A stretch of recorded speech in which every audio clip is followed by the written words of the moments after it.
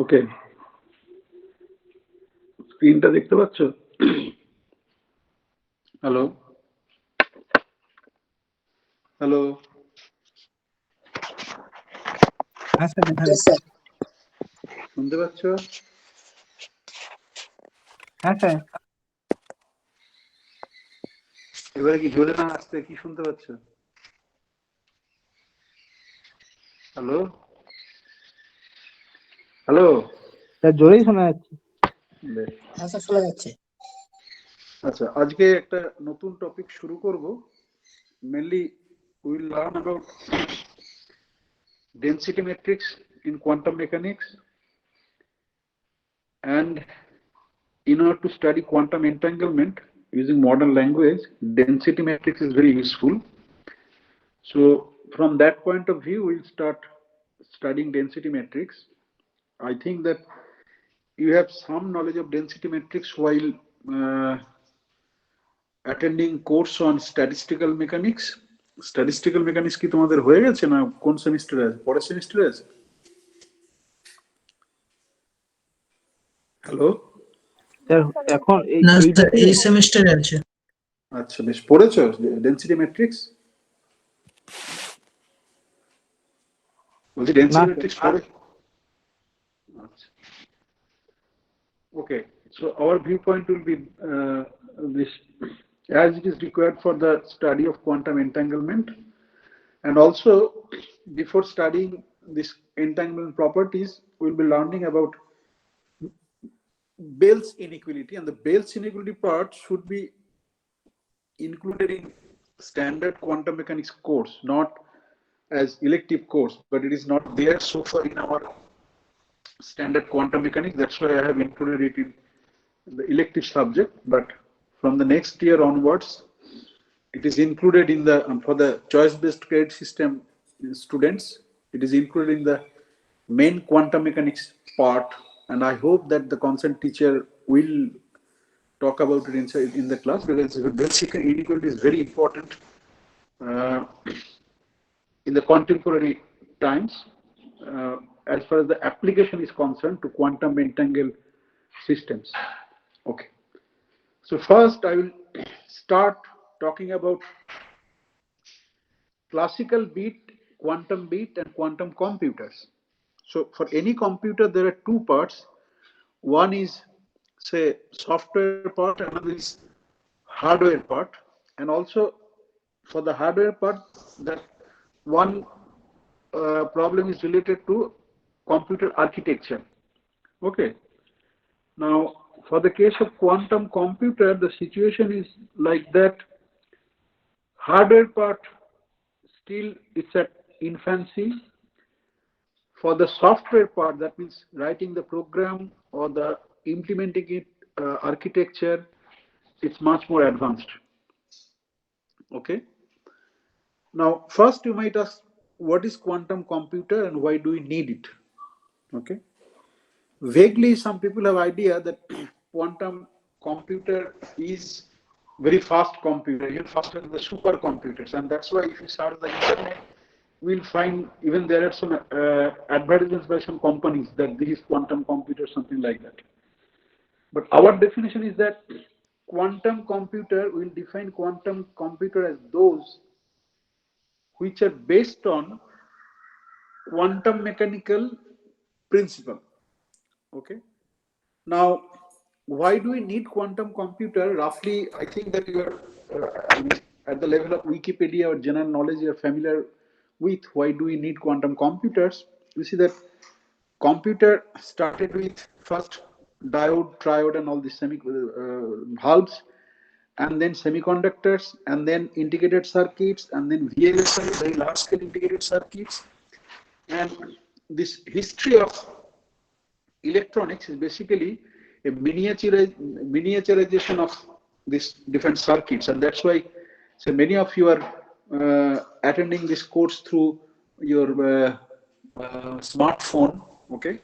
And if you think of a desktop computer of which you may have used, ordinary desktop computer, say what is there in our computer laboratory. Okay. 1950s and 60s, I mean, with that power, a computer used to take a big house, say 20 by 20 a house, okay, because those are the days of bulbs, okay. But you see that as you progress, because of the miniaturization of electronic circuits, things are getting smaller and smaller, okay. And one example is this smartphone, and if even there are smartphones in the market, you can do whatever you want, okay, costly, of course. Now, regarding this, Moore, there is called Moore's law. Intel's scientist, the law was given long back. It is said that this miniaturization has a limit. Beyond certain limit, this miniaturization is not possible, because say we are having very small circuits, but if it is of the order of say nanometer or angstrom, then that means each subcomponent comes into picture, interact with each other using using quantum mechanically. Okay, so quantum mechanics comes into play.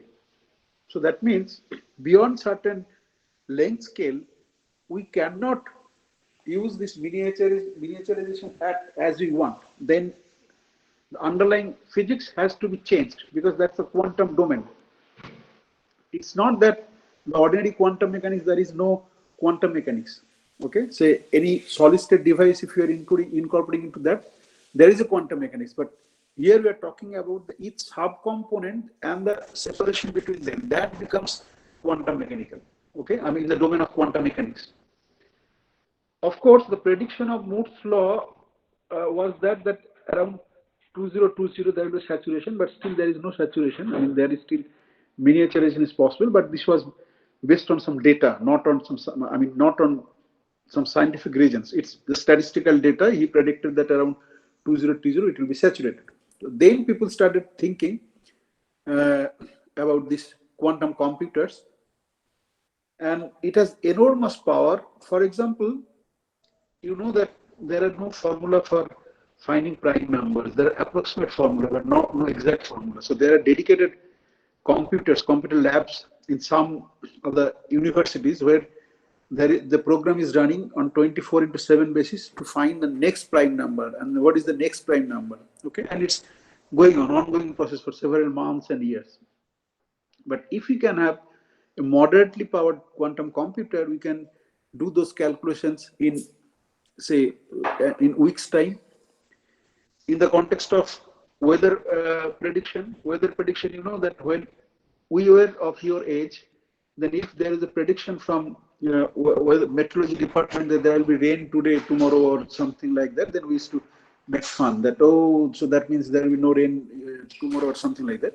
But you may have noted that nowadays predictions roughly works. Okay, even all those typhoons and all these things, they predict the path and all these things, because it needs to process huge amount of data, humidity, velocity of air, temperature control, land gradient, and all these things.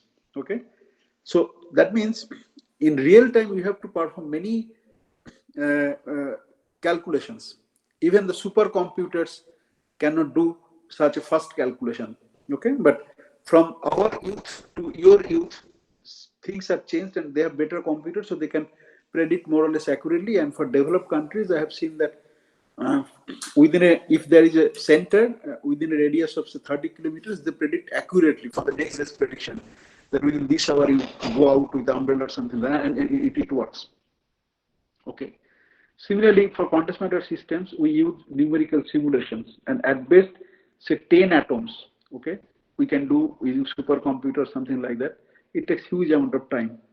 But say if you want to study some 75th element of the atomic periodic table. Okay, so that means I have to do a huge number of calculations using molecular dynamics simulation or something like that, and it will take enormous time using the standard computers or the best available supercomputers. But if you have quantum computer, we can do that within a very reasonable time. Okay, so that was the motivation for having quantum computers. Okay, and so far there are some quantum computers, but their power is not that very great. So 1 decade back, when MIT, when they were able to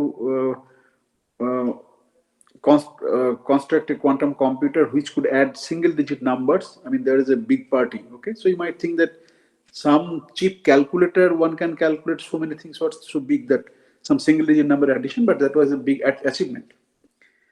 The main stumbling block for implementing the hardware part of the quantum computer is that there is a decoherence. Okay, decoherence means, say, when you're working with computers, so crudely speaking, you are giving some input, say through terminal, your keyboard, or even if you go very smart like Google Voice or something like that, you are giving some input to the computer that is classical.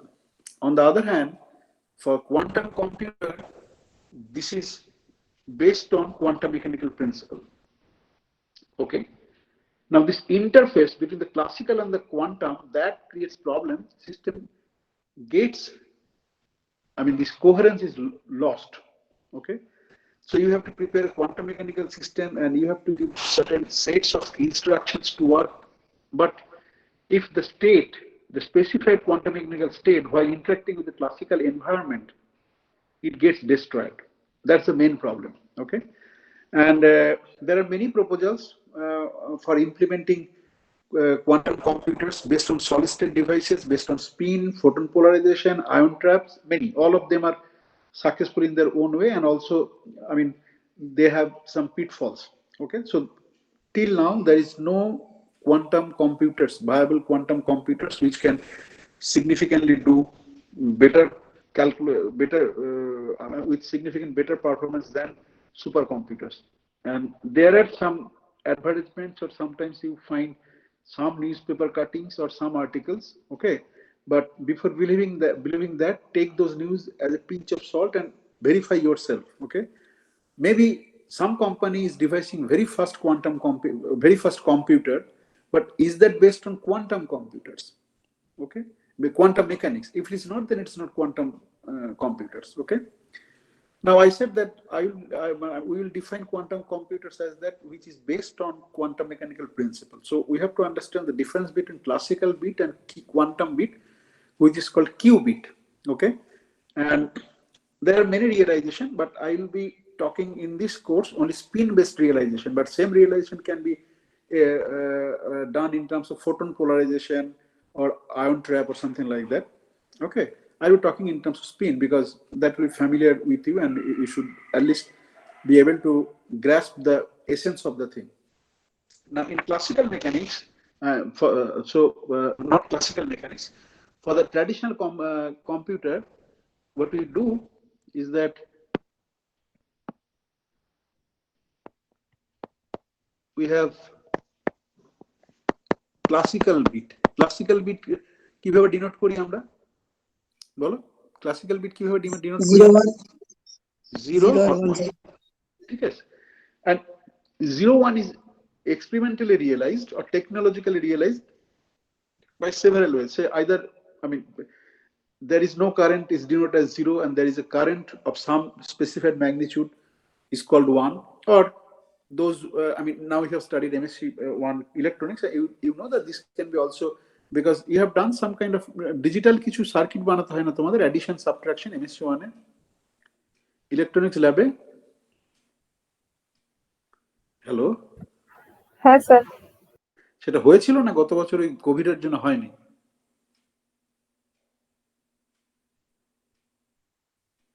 সেটি গত বছর হয়েছিল না হয়নি? হয়েছিল। So you also know that the 0 1 can be implemented through some relative difference between two states. Okay. Now you know that using binary system, if you choose 0 and 1 as the base, then suppose you want to express 100 or 200, very small number compared to the big numbers in the number world. And you know that you have a string of operations 0 1 0 0 1 0 0, string of operations. Okay. Now suppose I define quantum bit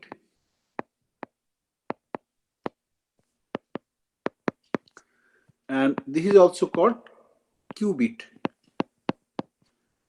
Okay, how? Suppose I have a spin half system. So I define a state like A, B. Okay, so spin half particle with spin projection up. If you have a spin half particle, you can have, according to the quantum scheme, either spin up state or spin down state. I'll be using two types of notation for this course. One of that is that just simply up arrow to denote is that spin up, and the down arrow to denote is a spin down. Okay. Now, what is the probability of finding the state in A? What is the probability of finding the state psi in A? কত বলো? Hello? Hello? হ্যাঁ sir কি বলুন না একবার এই যে up state, spin up স্টেটে পাওয়ার প্রবাবিলিটি কত? mod square spin down mod b square mod b square. Okay, so mod a square plus mod b square সমান কত? 1. 1, তাই তো? তখন probability should be constant, so mod a square plus mod b square should be equal to 1. Now of course we are assuming, when you say that this is equal to 1, we are assuming that these are forming an orthonormal basis. Okay, now you know that if you take a spin up particle, then spin up state and the spin down state of the same particle are orthonormal basis, right? So that you know, so there is no problem. Now this is the psi is a definition of qubit in terms of spin. I said that there are many other realization also in terms of photon polarization and all these things, but in terms of spin half particle, this is the example of a bit. So what is the advantage over classical bit? Classical bit we denote as 0 and 1, but here you note that I have created a state by linear superposition of spin up and spin down state with coefficients A and B, and A and B can take any values. A and B can take any values as long as this condition is satisfied. A square mod of A square plus mod of B square is equal to 1. So the same state, since A and B are real, mod of A and mod of B are real continuous values. Okay, so you can choose A anything you want, B anything you want, and there are infinitely many possibilities for choosing A and B. As long as mod of A square plus B square is equal to 1, you are safe. In fact, you can implement this as a better way. A is equal to say r cos theta. If I want A and B square is 1, you can choose a better parameterization. যেখানে theta তোমার হচ্ছে free parameter. Okay, 0 to 2 pi এর মধ্যে রয়েছে। তাহলে theta 0 থেকে 2 pi এর মধ্যে যে কোনো ভ্যালু নিতে পারে, তাহলে a square plus b square is equal to 1. ওকে, তুমি যদি চাও এখানে একটা কনস্ট্যান্ট কিছু একটা দিতে পারো, মানে এখানে তুমি cos theta into e to the power i phi, এখানে তুমি e to the power i chi টাইপের জিনিস দিতে পারো, কিন্তু এতেই তোমার যে ফ্রিডম আছে আলাদা করে দেওয়ার দরকার নেই। আমি এখানে a আর b টা রিয়েল নিয়েছি, কমপ্লেক্স নিলে আরো জেনারেশন করতে পারো। তাহলে তুমি দেখতে পাচ্ছ একটা স্টেট দিয়ে linear superposition of spin half and spin particle, you can describe many states, many Kate psi, তাই তো? কিন্তু 0-1 দিয়ে তোমার যেটা ছিল, 0-1 দিয়ে কিন্তু তুমি সেটা করতে পারতে না ক্লাসিক্যাল বিট দিয়ে। আমি যেটা বলতে চাইছি যে ধরো তুমি একটা হতে পারে যে psi is equal to 1 by root over 2 plus 1 by root over 2, this is এটাকে ধরো psi 1 বললাম, psi 2 হতে পারে তোমার √3/2 প্লাস হাফ, তাই তো। psi 3 হতে পারে 1/√2 minus 1/√2. Okay, so you go on. Basically, these are all solutions of cos square theta plus sin square theta is equal to 1 for specific theta. These are familiar to you. সেই জন্য আমি একবার theta is equal to 45 degree, একবার অন্য value গুলো নিয়েছি 60 30 করে নিয়েছি, কিন্তু basically theta is a continuous parameter. You can take any value, 33.33, 44.47, anything you want, and for all of these, this is a state. Okay, and it can represent a state. So basic difference between a classical bit and quantum bit is that simply considering a spin up and linear superposition of spin up and spin down state, you can describe infinitely many states. Compare this with the classical bit. Okay, 0 or 1 you have to use repeatedly to even say express say small number like 10 or 30 or 40 or 50. Okay, now how do you realize these things? 0 and 1, either current, no current, or relative voltage difference. But here, if you want to realize this quantum state k psi, basically you have to prepare the state through repeated measurement to some particular this, say for example any one of these or other things, psi 1, psi 2, psi 3, something like this. Okay, so this is the major advantage between classical bit and quantum bit.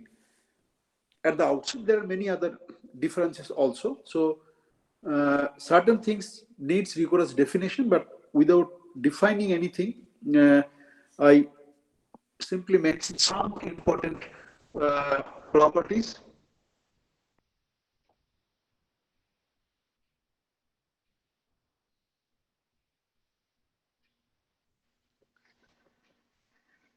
Best classical bit are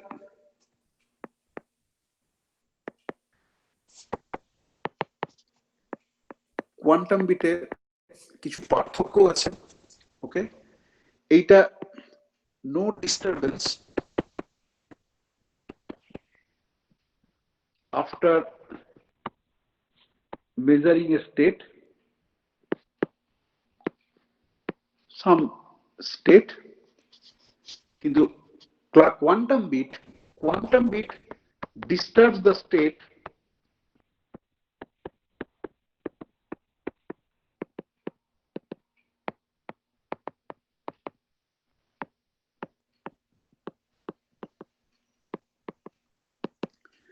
after measurement. Okay, now এটা একটা major difference.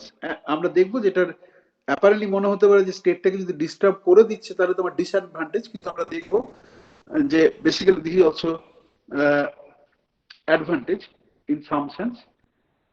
Number 2, অনেক interpret করার চেষ্টা করে যে ঠিক আছে আপনার তো এখানে বড় অ্যাডভান্টেজ যে সাই যখন আপনি তৈরি করছেন a up and b down, আপনার বড় advantage that you are using the probabilistic interpretation of the quantum mechanics, যে আপ স্টেটে পাওয়ার probability mod of a square, down স্টেটে পাওয়ার probability b square mod of b square, and a আর b হচ্ছে continuous variable. What about আমার যে classical bit রয়েছে, সেই ক্লাসিক্যাল বিটের জন্য আমি যদি ওই প্রবাবিলিটির কথা আমি ক্লাসিক্যাল বিটের জন্য বলতে পারি, আমি যদি সেখানে একটা সুটেবলি থিওরি ডিফাইন করি যেখানে classical bit with some probabilistic concept দিই, তাহলে আমি কোয়ান্টাম কম্পিউটার করতে পারবো কি পারবো না? The problem is no, because this, apart from this probability, the main advantage of quantum computer is that Schrödinger equation is linear and we can use superposition principle. এই যে একটা স্টেট দিয়ে আমরা এতগুলো কনফিগারেশন ডেসক্রাইব করতে পারি, তার একটা কারণ তোমরা বুঝতে পারছো যে আমরা এইভাবে লিনিয়ার সুপারপজিশন হিসেবে আমরা এটাকে এক্সপ্রেস করতে পারছি। Okay, a spin up state plus b spin down state. Okay, so that's the advantage, that just from a single qubit I can describe so many configuration in the internal space. Okay, এবার তুমি spin হাফের জায়গায় spin 1 2 3 নিতে পারো, বা অনেকগুলো spin half particle নিতে পারো। অনেকগুলো স্পিন হাফ পার্টিকেল নিতে পারলে তোমার কি হারে বাড়বে তুমি বুঝতে পারছো? যে ধরো একটা স্পিনের জন্য তোমার কতগুলো স্টেট হচ্ছে, দুটো স্পিনের জন্য তোমার বেস ভেক্টর যে আপ ডাউন করে রয়েছে সেগুলো কতগুলো হবে? দুটো স্পিন হাফ পার্টিকেল যদি নাও তাহলে এই যে বেস ভেক্টর আমি তৈরি করেছি সেগুলো কতগুলো হবে? দুটো স্পিন হাফ যদি নিই তাহলে কি কি হতে পারে কনফিগারেশন? 4টি। Up up up up up down. এইখানে তো আমাকে একটু কোনটা আপ কোনটা ডাউন আছে পজিশন দিয়ে আমি বলি, পজিশন এখন অত ডিটেইলে ক্যালকুলেশন করব, পজিশন দিয়ে বলছি যে প্রথমটা আপ, দ্বিতীয়টা ডাউন, প্রথমটা ডাউন, দ্বিতীয়টা আপ আর ডাউন ডাউন, তাই তো? এইভাবে তুমি যদি ক্যালকুলেশন করো তাহলে তুমি তিনটে স্পিন যদি নাও তাহলে তুমি কত পাবে? কতগুলো স্টেট পাবে বেস ভেক্টর? এরকম বেস ভেক্টর কতগুলো পাবে? 8টা। এনটা স্টেট যদি নাও তাহলে কতগুলো পাবে? 2 to the power n। 2 to the power n। বেশ, এবারে তোমরা নাম্বার কত বেশি হতে পারে, একটু গল্পের দিকে, যে গল্পের ছলে বলছি, নাম্বার কত বেশি হতে পারে এরকম ধরনের গল্প পড়েছো কিছু? অঙ্কের গল্প? স্যার এই দাবার গল্পটা পড়েছি। দাবার গল্প পড়েছো, তাই তো? হ্যাঁ। বেশ, কি গল্পটা পড়েছো বলো একটু। মানে একজন রাজাকে একজন ম্যাথমেটিশিয়ান দাবা খেলা শেখাবে, দিয়ে রাজা তাকে উপহার দিতে চাইবে। রাজাকে বলবে যে ঠিক আছে, আপনাকে দাবা খেলা শেখালাম, প্রত্যেকটা ঘর অনুযায়ী আমি মানে ওই গমের দানা নেবো, কিন্তু প্রত্যেকটা মানে স্টেপ যখন বাড়বে তখন 2 করে বাড়বে। আচ্ছা, মানে 1 মাসের শেষের দিকে তখন দেখা যাবে মানে অত মানে গম আর কি দিতেই পারছে না। রাজ্য বিক্রি করে দিলে মানে ওই গম পাবেন আর কি, তাকে নাকি মানে ফাঁসি দেওয়া হবে। এই সংখ্যাটা কত? সংখ্যাটা মানে ঠিক মানে মনে নেই, কিন্তু মানে হিউজ নাম্বার। হ্যাঁ, সংখ্যাটা কত তুমি হিসাব করে বলো না, সবার জন্য ওপেন প্রবলেম। স্যার দাবা ঘর আছে 31 এর না, 2 to the power 31 নয়। দাবাতে কতগুলো ঘর থাকে? 64 স্যার, 2 to the মানে 64টা ঘর থাকে। তাহলে নাম্বারটা কত হলো? 2 to the power 63। 2 to the power 63 কেন হলো? স্যার প্রথম দিন একটা দিছে 2 to the power 0, তারপরে 2 to the power 1 এইভাবে যাচ্ছে, সেই হিসাবে পড়েছি গল্পটা। বেশ, 2 to the power 63 এর সংখ্যা সম্বন্ধে কোনো আইডিয়া আছে? স্যার দেখেছিলাম, মানে এখন বলছি না, বলতে পারছি না, তখন অনেকদিন আগে দেখেছিলাম। বিশাল সংখ্যা। আরে তোমাকে এক্সাক্ট সংখ্যাটা লিখতে পারবে না তুমি, আমি জাস্ট বলছি যে হাউ বিগ ইট ইজ। মানে রিয়েলি গোটা পৃথিবীতে, রাজ্যের কথা বাদ দাও, যদি কোন একটা পার্টিকুলার হ্যাঁ মানে আমি তখন দেখেছিলাম যে স্যার মানে এন্টায়ার যে হিউম্যান হিস্ট্রিতে অতটা মানে গম তৈরি হয়নি এরকম একটা। বেশ, তার মানে যেটা হলো যে তাহলে তুমি দেখতে পাচ্ছ যে তোমার যদি 64টা স্পিন নিয়ে তুমি কাজ করো, হ্যাঁ, ইমপ্লিমেন্ট করতে পারো, তাহলে তুমি বুঝতে পারছো যে তুমি কতগুলো মানে মানে অতটা দরকার নেই। আমি বললাম মানে এর সঙ্গে তুলনা করার জন্য বললাম 2 to the power 10 নিলে it's a very large number. Okay, so কতগুলো স্টেট তুমি তৈরি করতে পারো সেটা একটা অ্যাডভান্টেজ। গল্পটা যখন বললাম, গল্পটা আর একটা অন্য ফর্মে আছে। সেই গল্পটা ইনফ্যাক্ট জর্জ গ্যামো, খুব নাম করা ফিজিসিস্ট, তার একটা বই আছে 1 to 3 infinity, mister Tompkins in Wonderland, popular ফিজিক্সের বই। তো ওই বইয়ে মেনশনও করা আছে। আমি নিজে কোনোদিন দেখিনি, কিন্তু যেটা মেনশন করা আছে গল্প বা যেটা এমনি পপুলার সায়েন্সের বইয়ে থাকে, যে বারাণসীতে তোমার একটা ব্রহ্মা মন্দির আছে, সেখানে এরকম 3টে রড আছে, এবং রড গুলোতে তোমার চাকতি বসানো আছে উইথ ডিক্রিজিং রেডিয়াস, এরকম করে 64টা চাকতি বসানো আছে, একটা রডে বসানো আছে। ওকে, এবার গেমটা হচ্ছে যে এই যে তোমার ছোট থেকে শুরু করে 64টা চাকতি বসানো আছে, তোমাকে অন্য যে কোনো একটা রডে ট্রান্সফার করতে হবে, ওই 64টাকে ওই অর্ডারেই ট্রান্সফার করতে হবে। তলায় সব থেকে বড় চাকতি, তারপরে একটু কম রেডিয়াস, তারপর থেকে একটু কম রেডিয়াস। ওকে, এবং এইটা করার সময় তুমি এই থার্ড যে রডটা রয়েছে সে এখানে তুমি রাখতে পারো, কিন্তু কখনো এরকম ভাবে রাখতে পারবে না যাতে কোনো ছোট চাকতির উপরে বড় চাকতি থাকতে পারে। ওকে, আমার একটা গল্পও আছে, লেজেন্ড আছে, যে যেদিন এরকম করা যাবে মানে বিশ্বের, হ্যাঁ একটা গেম আছে, হ্যাঁ, টাওয়ার অফ হ্যানয় বলে গেম আছে। এখন তো আমাদের সময় ছিল না, তোমাদের সময় ছিল না, যে এখন থেকে পড়াই পড়াতে অ্যাবাকাস স্কুল ফুল এসব খুলেছে অঙ্কের বুদ্ধি বাড়ানোর জন্য। সেজন্য গেমটাও দেখেছি পাওয়া যায়, বোলপুরে পাওয়া যায় কিনা জানি না, কিন্তু দেখেছি, মানে টাওয়ার অফ হ্যানয় বলে, you are right, tower of Hanoi বলে, এবং ওই প্লাস্টিক দিয়ে তৈরি করেছে, বাচ্চা ছেলে মেয়েদের খেলার জন্য তৈরি হয়েছে। এবার লেজেন্ডটা হচ্ছে যে যেদিন অন্য একটা ট্রান্সফার করতে পারে সেদিন ব্রহ্মাণ্ড ধ্বংস হয়ে যাবে। ম্যাথামেটিশিয়ান মানে যে করেছে সে পণ্ডিত লোক ছিল, গল্পটা যে তৈরি করেছে, এবং আমি সত্য মিথ্যা জানি না, আমি যেটুকু পড়েছি তাতে হচ্ছে যে নাকি 24/7 হিসেবে ব্রহ্মা মন্দিরে নাকি এরকম ট্রান্সফার করে যাচ্ছে কেউ না কেউ দায়িত্ব থেকে। ওকে, সো একটা ট্রান্সফার করতে তুমি যদি ধরো 1 মিনিট সময় নাও, বা ইভেন খুব ফাস্ট যদি 1 সেকেন্ডও সময় নাও, তাহলে 2 to the power 64 সেকেন্ড কিন্তু হিউজ অ্যামাউন্ট। ইভেন মডার্ন যে কসমোলজি, সেই কসমোলজিতে যে ইউনিভার্সের যে তোমার মানে যেটা বিগ ব্যাং থেকে শুরু হয়ে একটা বিগ ক্রাঞ্চের কথা বলে, যে বর্তমান যে থিওরি, যখন ইউনিভার্স মানে এক্সপানশন হতে হতে একটা সময় কমতে শুরু করে বিগ ক্রাঞ্চ হবে, যেটা মানে তার থেকেও একটা বড় নাম্বার আর কি। So whoever may have devised this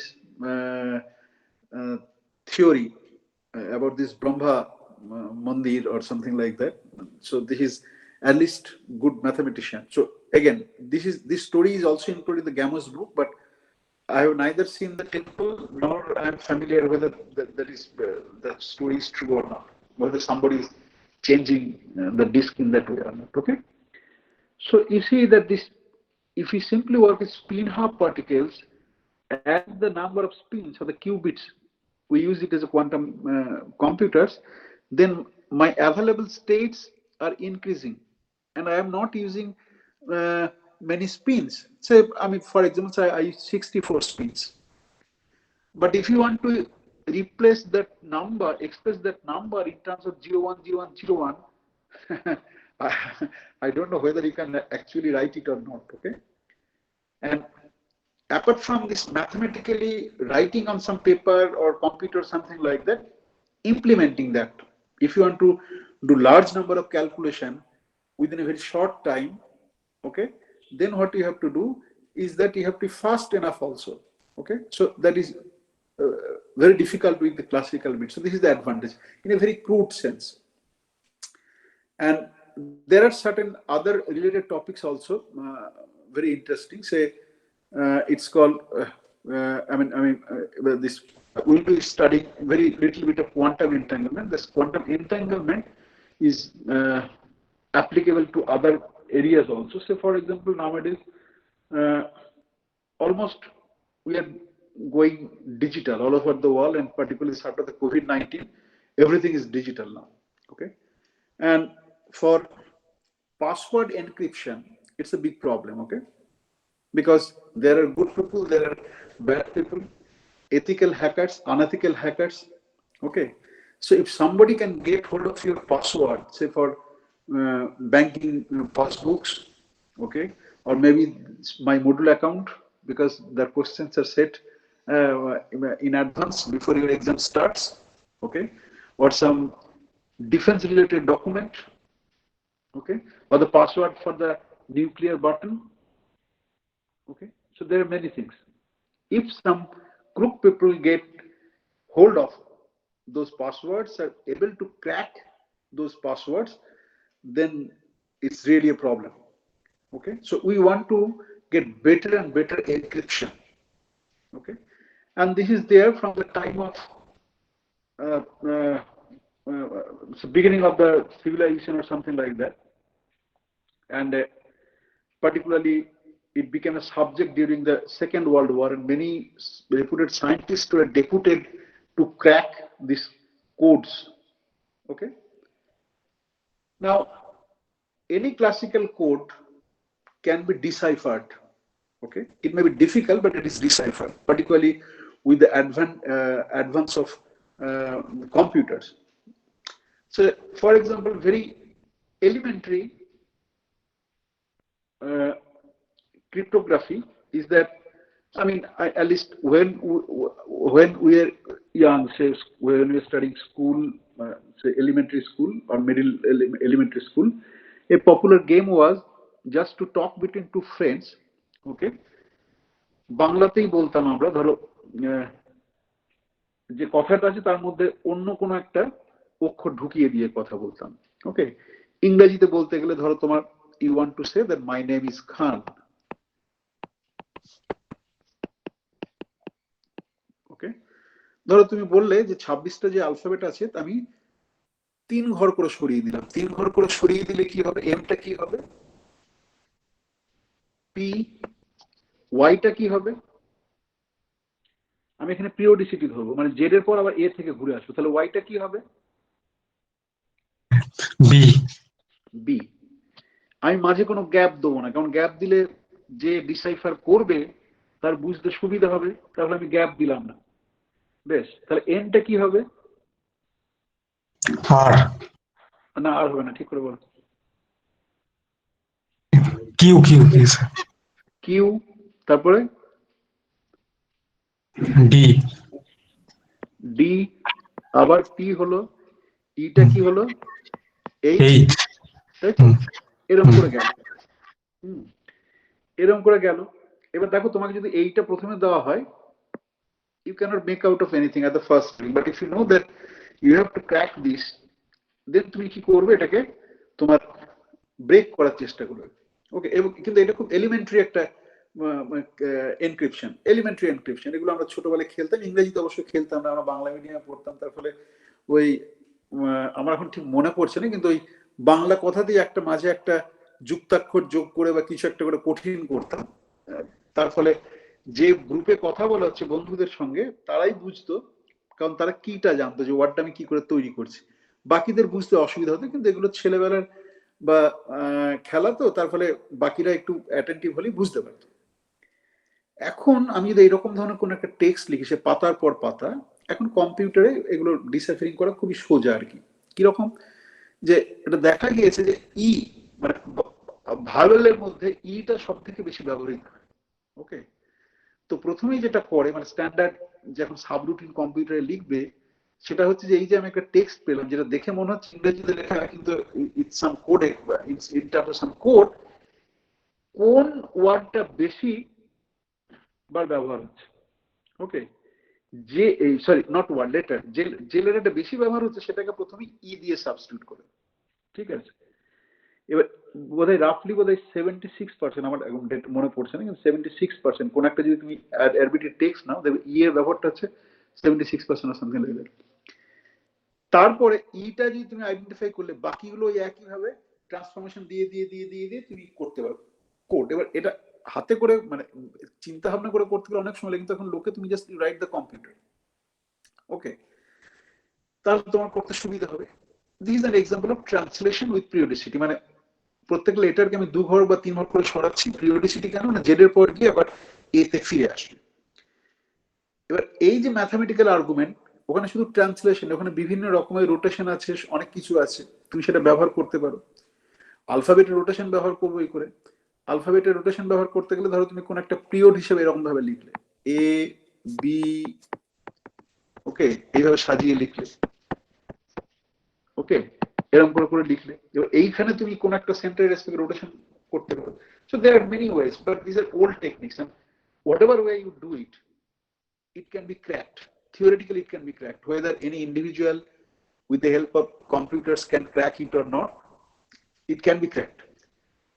Quantum based encryption, okay, সেটাকে বলে কোয়ান্টাম ক্রিপ্টোগ্রাফি। ওকে, কোয়ান্টাম ক্রিপ্টোগ্রাফি।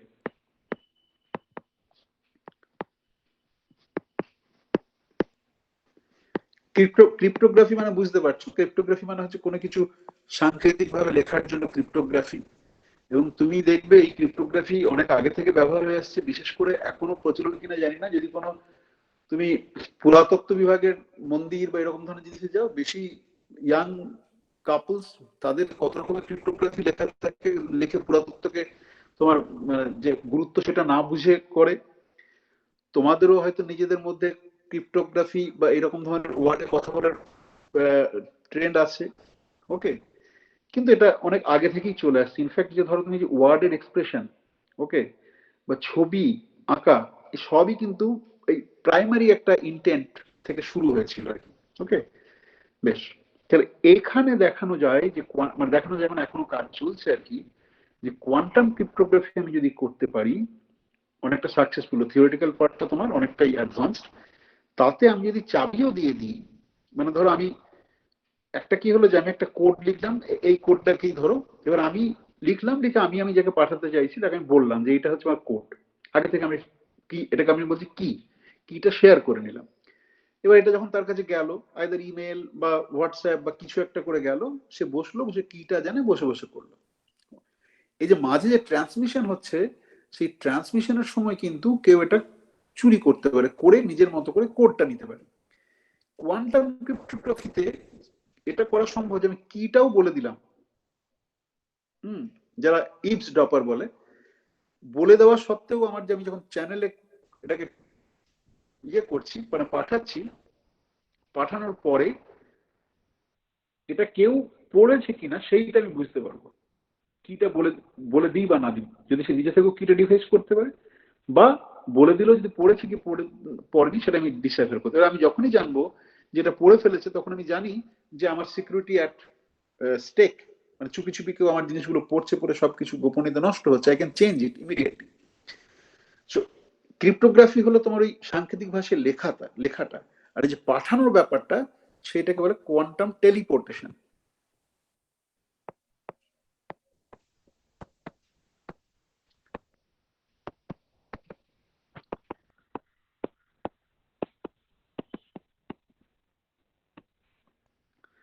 কোয়ান্টাম টেলিপোর্টেশন, ওকে।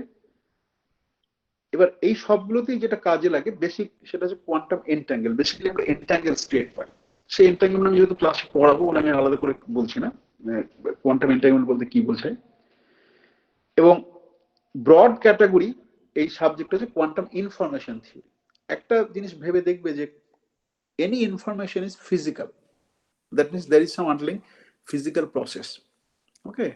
যে ধরো গুহা মানব বা গুহা মানবী যখন কেভের মধ্যে কিছু লিখছে, কিছু লেখা, সেটা কিন্তু একটা ফিজিক্যাল প্রসেস।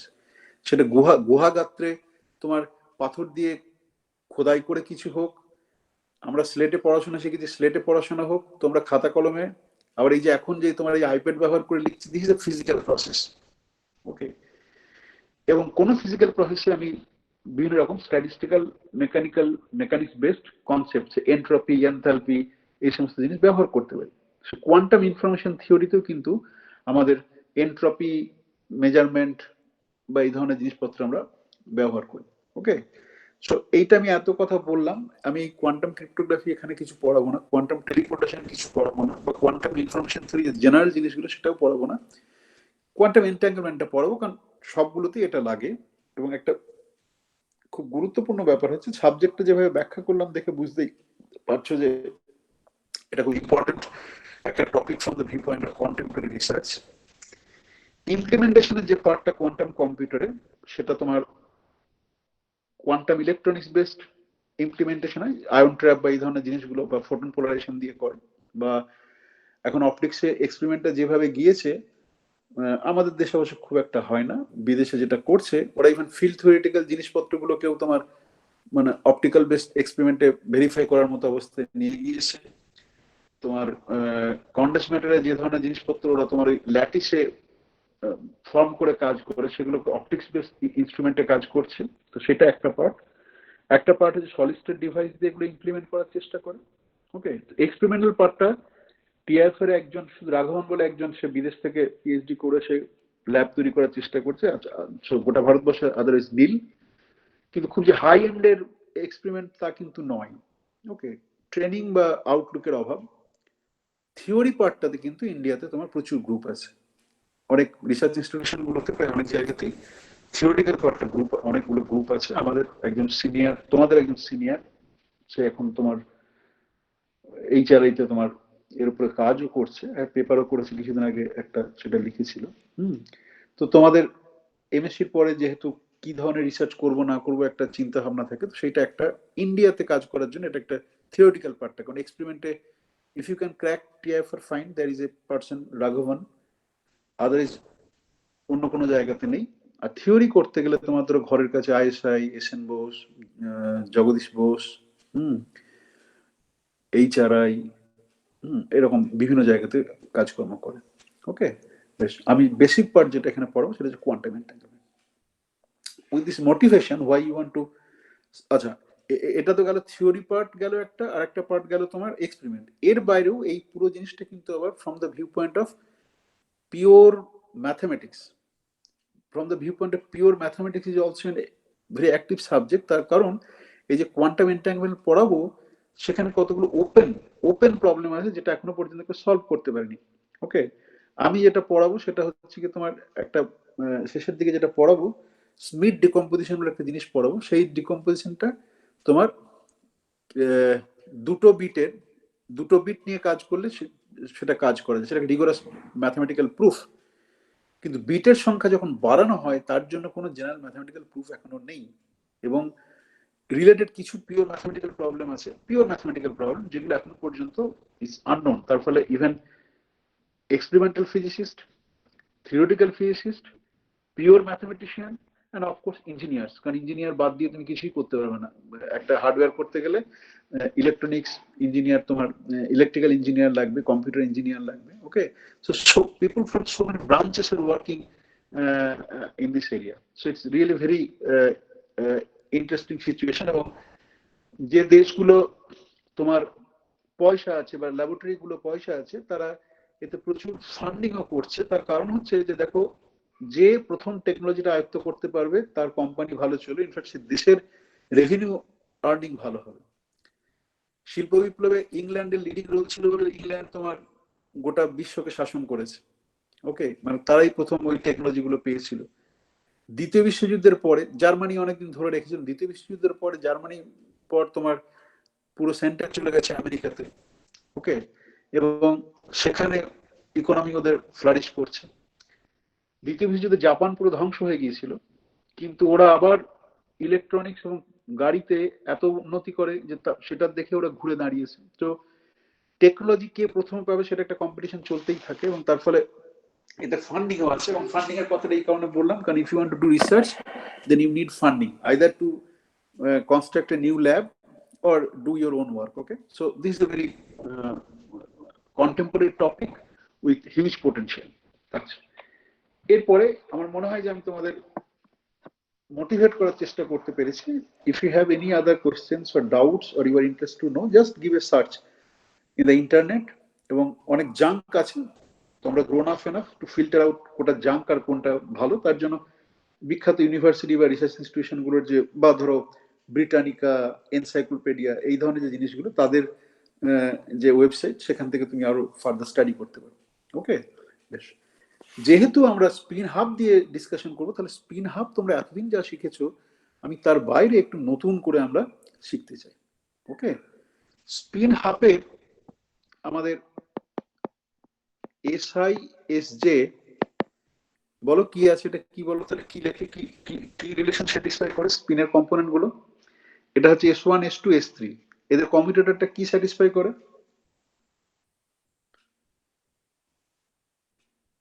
বলতে পারবে কেউ? হ্যালো, স্যার আইএইচ কাট এসকে।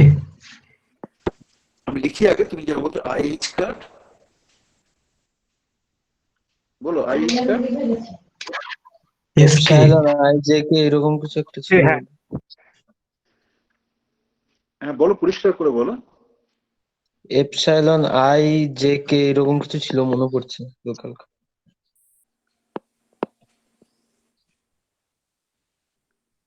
বেশ, এরকম একটা লিখলাম। আমরা যেটা ডিনোট করব SI as h bar by 2 sigma I, sigma 1 sigma 2 sigma 3, এগুলো হচ্ছে পাউলি ম্যাট্রিসেস, এবং এর ফর্ম আমি আগে লিখে দিয়েছি। হ্যাঁ, বেশ, এটাও বলেছি। এটা কি বলেছি বলো তো, সিগমা আই, সিগমা যে কমিউটেটরটা বলেছিলাম সেটা নিশ্চয়ই মনে আছে, বলো। সিগমা আই সিগমা যে কি কি বলেছিলাম? 2i epsilon ijk sigma k। 2i epsilon ij k sigma k। বেশ, দেখো তো, বসাও তো তাহলে এসআইএস যেটা ওটা হচ্ছে নাকি দেখো। তার মানে এই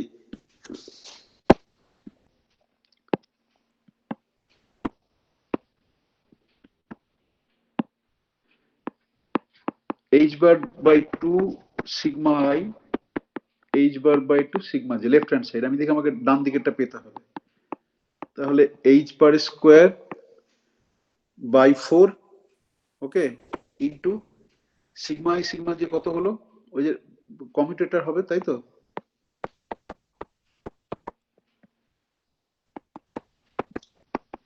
h bar square by 4 into 2i epsilon ij k sigma k, ঠিক আছে? তার মানে কি হচ্ছে বলো বলো, তারপরে কি লিখবো, এটাকে সাজিয়ে কিভাবে লিখবো? হয়ে গেছে তো, এবার বলো। তো sir h cut square by 2i epsilon ij के sigma के। স্যার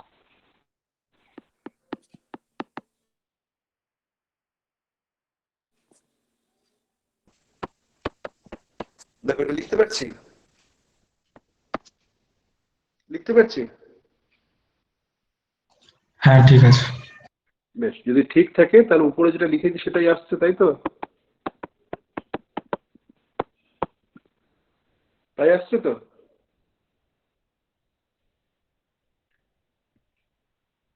হ্যাঁ তাই তো, তার কারণ আমি দেখো এই যে এসআই মানে হচ্ছে h bar by 2 sigma i করে দেখো বসিয়ে করেছি, ওকে।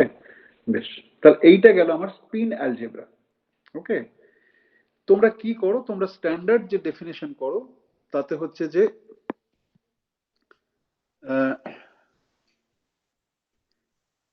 এস স্কোয়ার আর এস জেড, তাই তো? এটা ধরো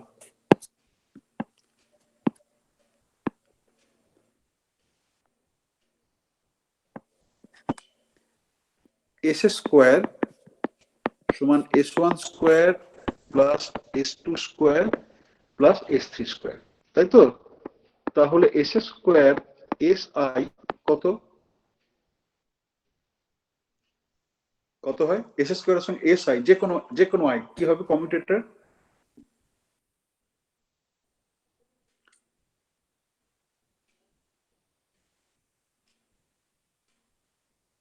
হ্যালো,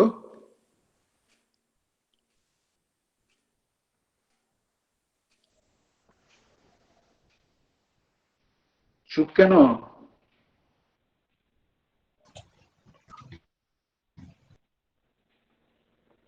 এটা ক্যালকুলেট করো, একটা বলছে একটা ক্যালকুলেট করো। এটাকে s1 ধরো, আমি রিলেশন বলে দিয়েছি, নিয়ে ক্যালকুলেট করো। আমি রিলেশন বলে দিয়েছি যে এস আই এস যে কমিউটেটর সমান I bar epsilon I J K S K. এবার তুমি ক্যালকুলেট করো S square commutator s1। Zero আসবে। আসবে না, ক্যালকুলেট করো। তোমরা বলেছিলে যে স্পিন কিছুটা শেখাতে হবে, আমি শুরু করছি। ক্যালকুলেট করো, করে বলো।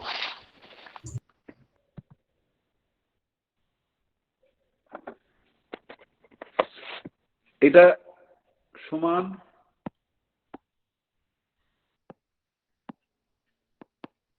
এইটা সমান s1 square s1 plus s2 square s2,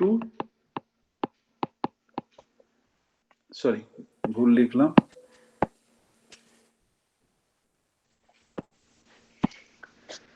s2 square s1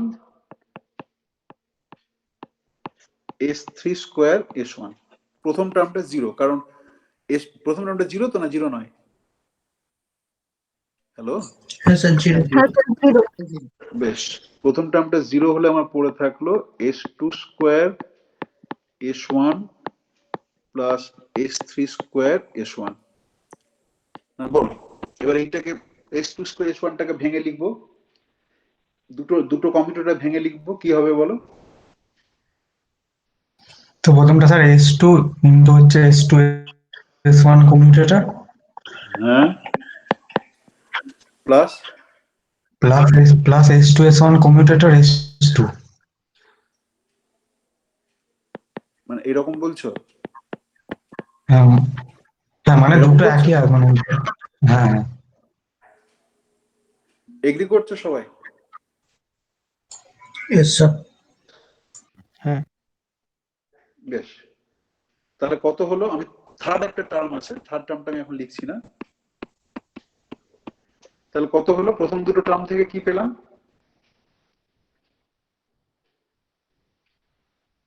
প্রথম দুটো টার্ম থেকে কি পেলাম?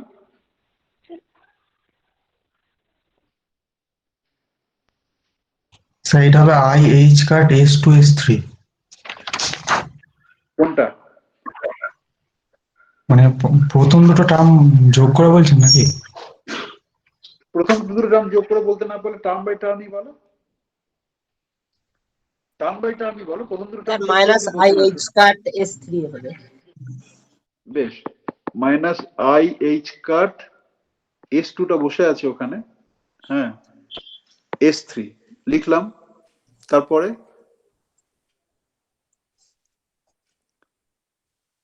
Minus I H Minus cut I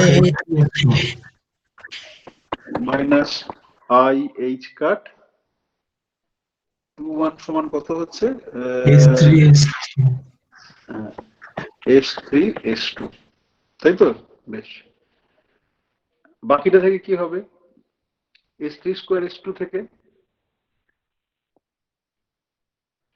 বেশ, কাটছে কোথায় তাহলে? বাকিটা হলো এখানে, কাটাকাটি কোথায় হচ্ছে বলো? বাকি টার্ম দুটো অপোজিট আসছে, কেটে যাবে। কোন দুটো টার্ম অপোজিট আসছে? S3 আর S2 থেকে? হ্যাঁ হ্যাঁ। বেশ, করি দেখি, বলো বলতে থাকো, বলো বাকি দুটো অপোজিট আসছে দেখি, অনেকের হয়তো বুঝতে অসুবিধা হবে, বলো। plus IH cross S3 S2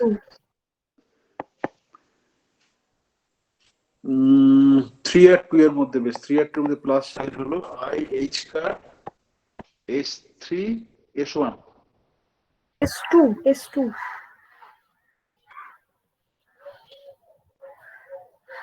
S1 আসবে তো, 2 কোত্থেকে আসছে? S3 আর S2 এর মধ্যে কমিউটেটর করলে S1 আসবে। স্যার আপনি S3 স্কোয়ার S2 লিখেছেন, ওটা S3 স্কোয়ার S1 হবে।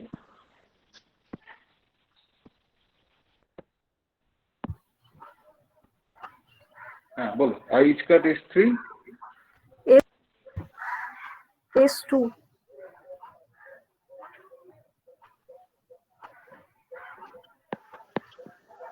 হ্যাঁ, তারপরটা plus IH cross S2 S3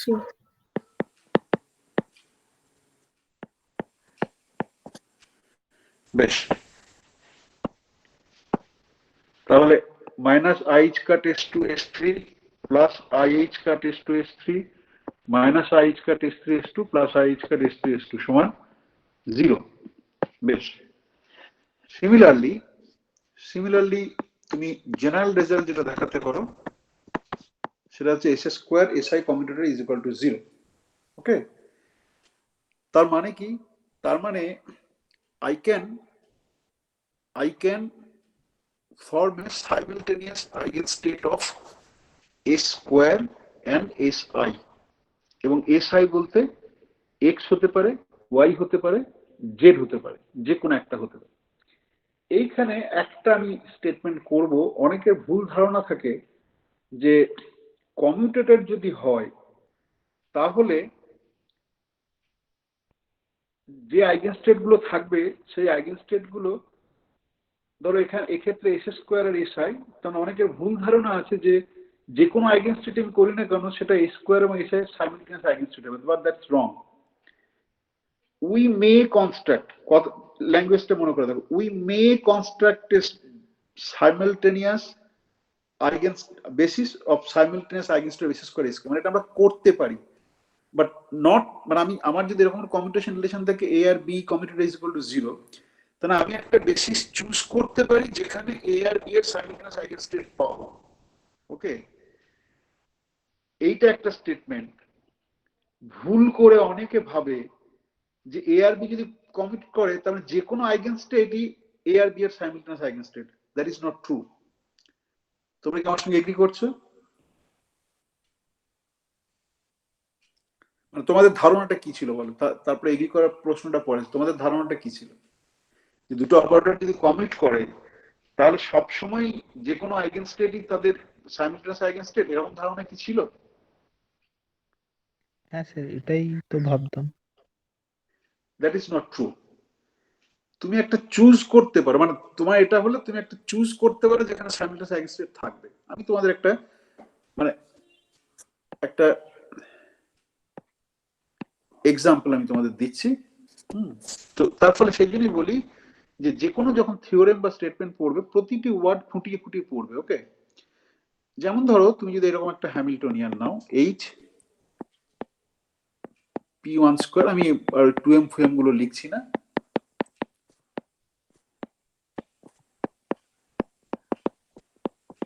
বেশ। এইটার বলো তুমি এইটার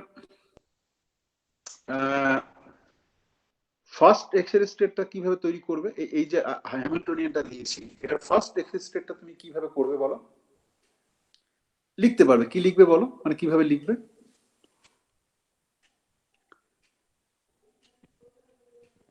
nx plus half H cut omega আর plus ny plus half H cut omega. এবার nx ny এর মানে বিভিন্ন কম্বিনেশনের জন্য এনার্জি গুলো দেখবো, তো তার মধ্যে যেটা কম হবে সেটা গ্রাউন্ড স্টেট এরকম। বেশ, ও যেটা বলছে, বাকি বন্ধুরা যদি বুঝতে পেরেছো না, যদি বুঝতে পেরেছো ভালো, না পেলে আমি লিখে দিচ্ছি।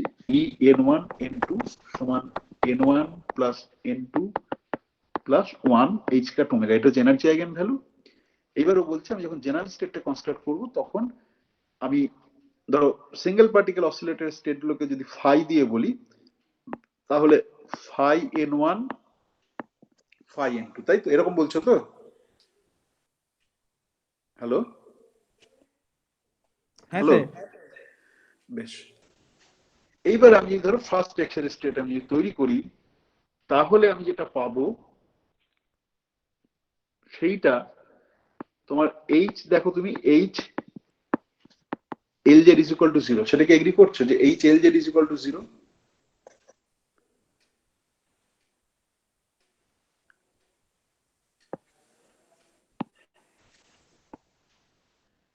H L Z is equal to 0 agree করছো? স্যার এটা বুঝলাম না। এই হ্যামিল্টনের সঙ্গে এল জেড কমিউট করে, সেটা কি এগ্রি করছো? এল জেড সমান X P Y minus Y P X, X square plus Y square সমান আর স্কোয়ার, রেডিয়াল ভেরিয়েবল লিখতে পারছো। রুট এল জেড মানে জেড অ্যাক্সিসের রেসপেক্টে রোটেশন, রোটেশন কি লেন্থ চেঞ্জ করতে পারে? না। বেশ, তাহলে এল জেড হচ্ছে X P Y Y P X, মানে জেড অ্যাক্সিসের রেসপেক্টে রোটেশন। তাহলে এইখানে এক্স স্কোয়ার প্লাস ওয়াই স্কোয়ারকে আমি আর স্কোয়ার করে লিখলাম, তাই তো? p1 স্কোয়ার প্লাস p2 স্কোয়ারও তোমার রোটেশনে চেঞ্জ হয় না। তার মানে under L Z H change হবে না, এটা আমি ফিজিক্যালি বলছি যে H under rotation around Z Axis will not change. Mathematically তুমি বাড়িতে যাবে, এখানে আমি করবো না, ওই এইচ দেওয়া আছে, তুমি জানো এইচ কিভাবে D two DX two D two DY two করে লিখতে হয়। এল জেড আমি এখানে লিখে দিলাম, তোমরাও জানো, বাড়িতে বসে করবে, করে দেখবে যে এইচ এল জেড এর সঙ্গে কমিট করে।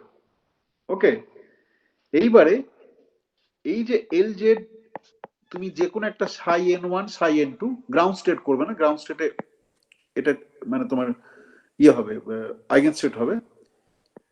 এইটা কি eigen state of L Z? বাড়িতে করে দেখবে, এখানে তোমার কোনো একটা ভ্যালু আসতে হবে, নন জিরো ভ্যালু আসতে হবে। ওকে, তুমি দেখতে পাবে এটা আইগেন স্টেট নয়। ওকে, এটা বাড়িতে করবে যারা ইন্টারেস্টেড। তার কারণ হচ্ছে, তার মানে তোমার যে আন্ডারস্ট্যান্ডিং ছিল যে দুটো অপারেটর কমিউট করলে তাদের সবসময় সাইমালটেনিয়াস আইগেন স্টেট থাকে, মানে মানে তার মানে যে কোনো আইগেন স্টেটই simultaneous eigenstate, that is not true. কারণ psi n1 n2 is an eigenstate of Hamiltonian, this is an eigenstate of Hamiltonian H. Lz commutes with H, but this is not an eigenstate of Lz. Okay, তাহলে যদি এরকম কোনো ধারণা থেকে থাকে যে দুটো অপারেটর কমিউট করলে তাদের যে কোনো eigenstate simultaneous eigenstate, that is wrong. On the other hand, আমি যেটা বললাম সেটা যদি তুমি দেখো, তুমি এই এইচ কে তুমি রাখো, এইচ কে তুমি লেখো ইন পোলার কোঅর্ডিনেট,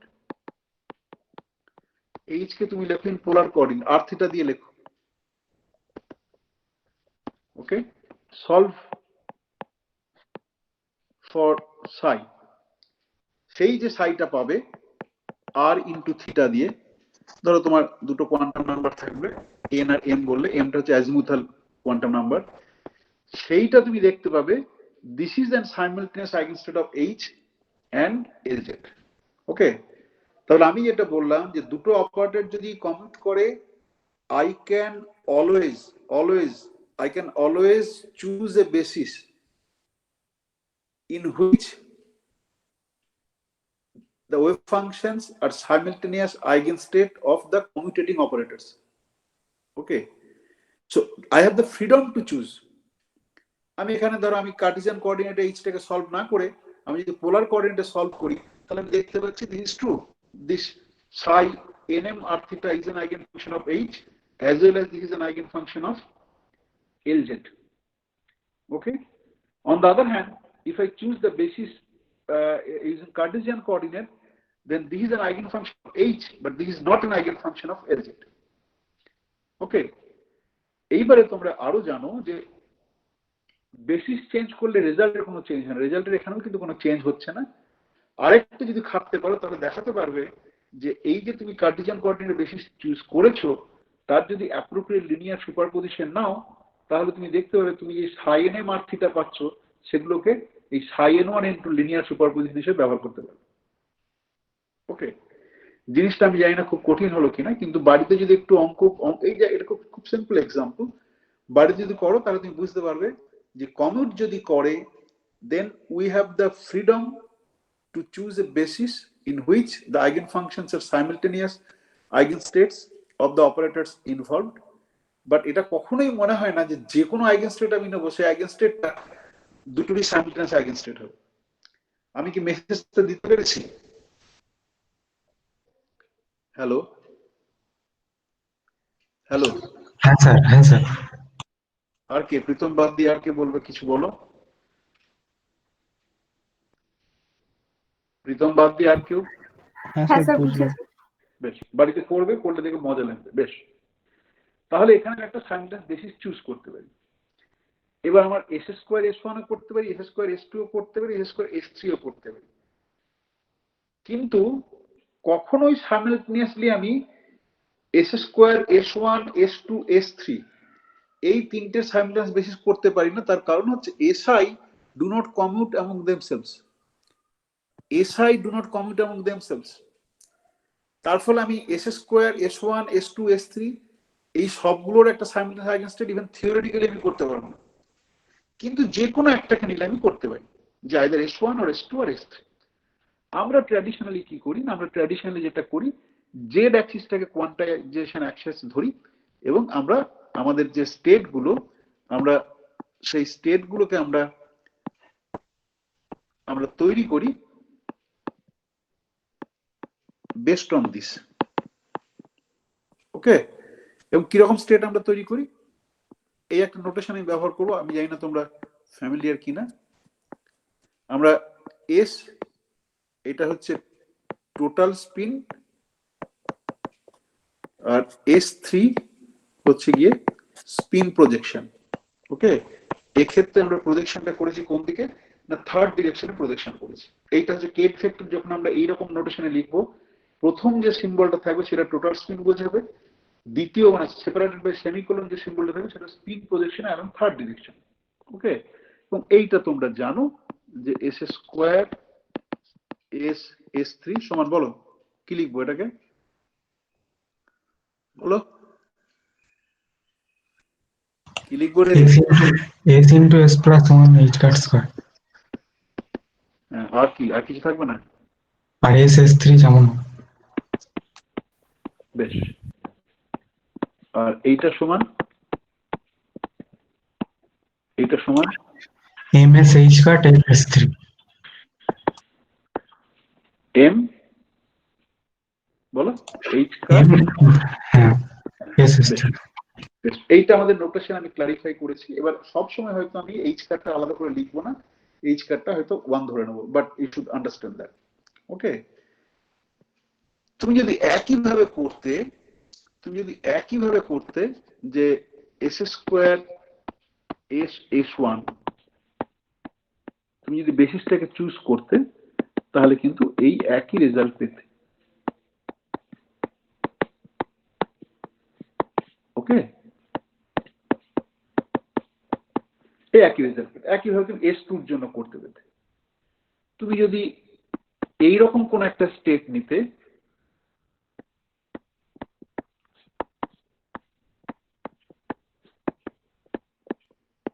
ওকে, নিয়ে তুমি স্টেটটাকে চুজ করলে এরকম করে, ঠিক আছে, তাহলে কি পেতে?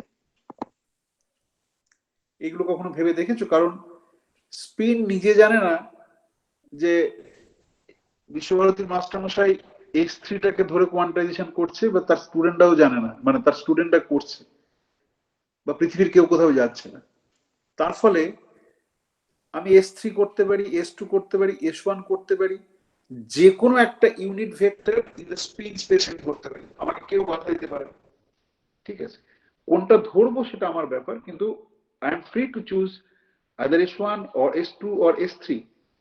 যেহেতু S1 S2 S3, যেহেতু S1 S2 S3 কমিট করে S স্কোয়ার এর সঙ্গে, তার ফলে any linear superposition of S1 S2 S3, আমি যেভাবে তলাতে লিখেছি α1 S1 α2 S2 প্লাস S3, সেটাও কমিট করবে, সেটাও কমিট করবে। তাহলে আমি যে কোনো ডিরেকশনে, স্পিন স্পেস আমি যে কোনো ডিরেকশনই ধরতে পারি। ওকে, কিন্তু আমরা শুধুমাত্র ধরি S3 কে।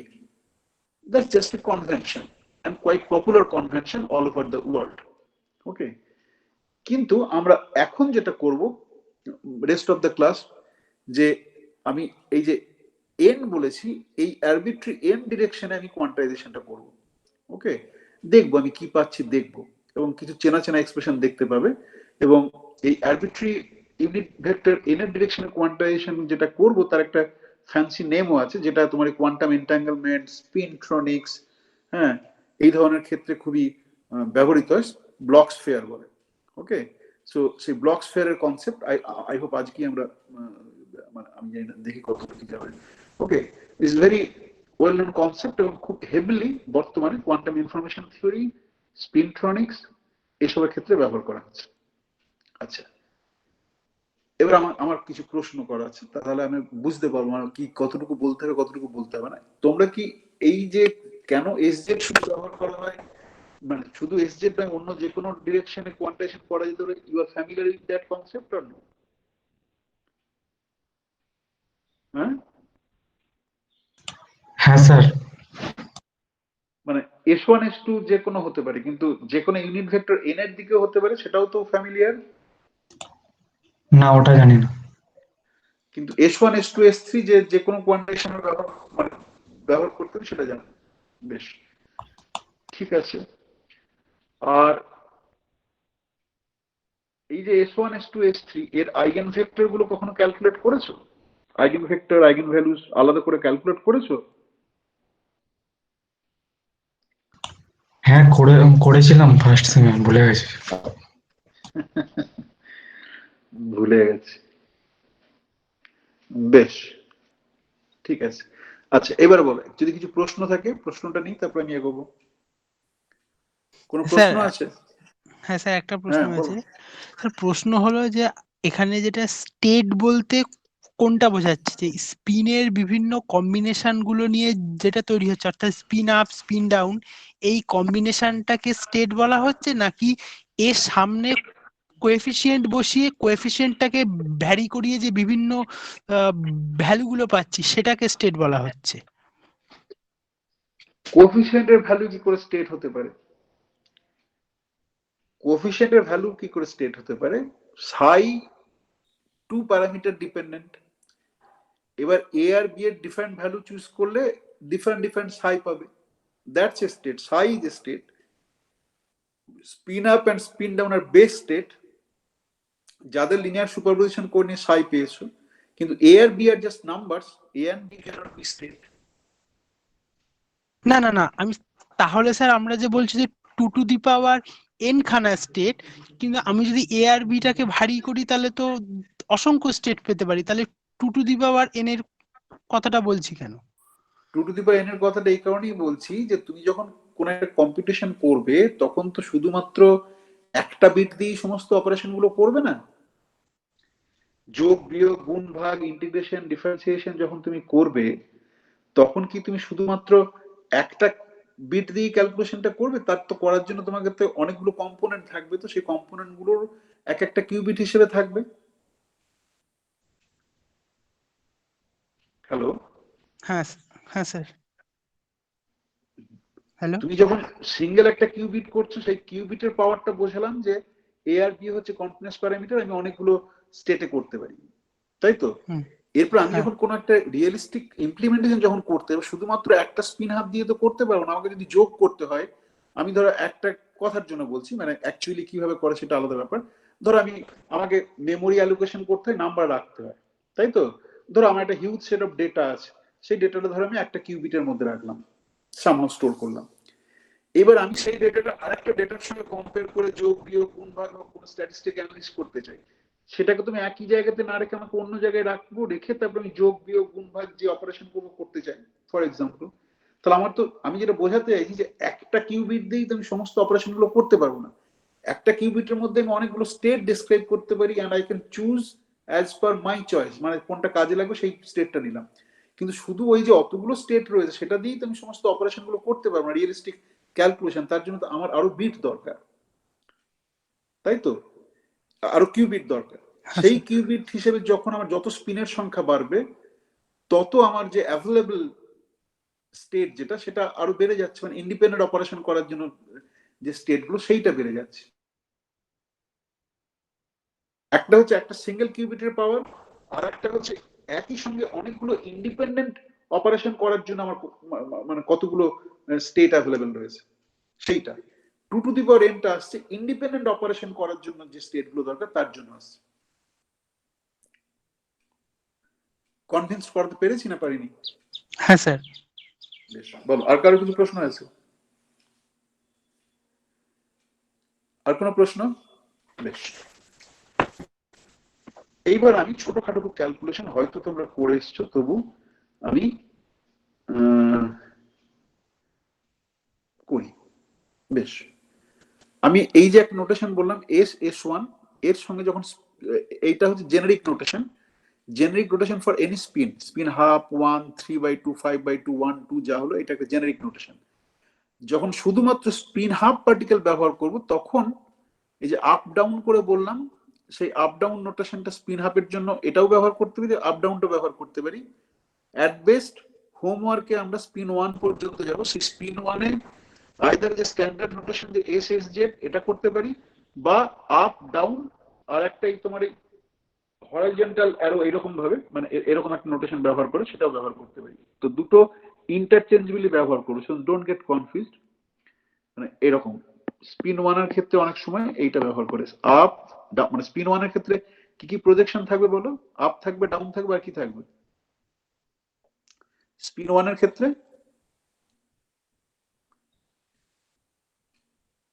স্পিন 1 এর ক্ষেত্রে কি কি থাকবে রে? স্পিন 1 এর জিরো থাকবে। জিরো থাকবে, সেই জিরোটাকে আমরা এরকম ভাবে ডিনোট করতে পারি। ওকে, তো ঠিক আছে, অনেক রকম ব্যবহার করবো যেটা কাজে লাগবে।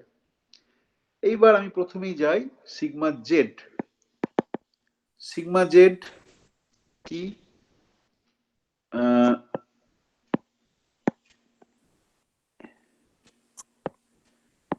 SZ S3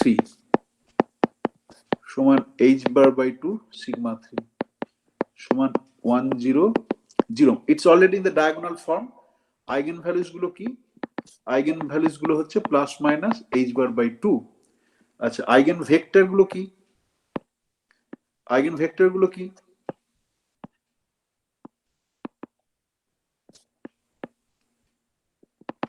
আইগেন ভেক্টর গুলো কি? S3 করসপন্ডিং আইগেন ভেক্টর গুলো কি? বলো বলো, কেউ একটা খুলে মানে মুখ গলা খুলে বন্ধ করে দিচ্ছে, বলো।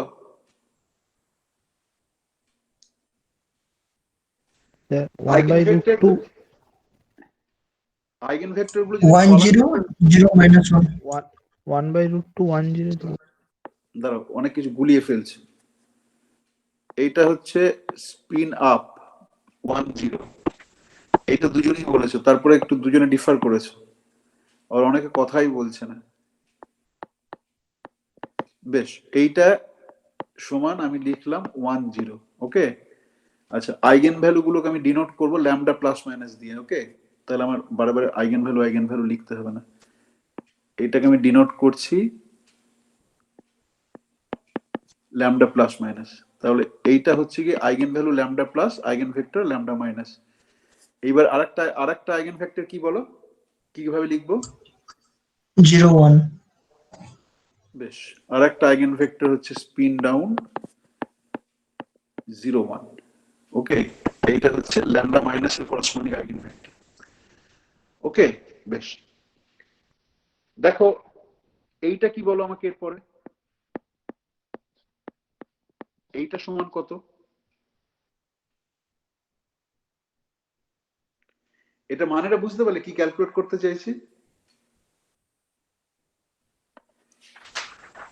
এটা মানেটা কি? 0 হ্যাঁ, কিন্তু মানেটা কি? জিরো মানেটা কি? মানেটা কি, মানে ফিজিক্যালি কি করেছে এটাতে?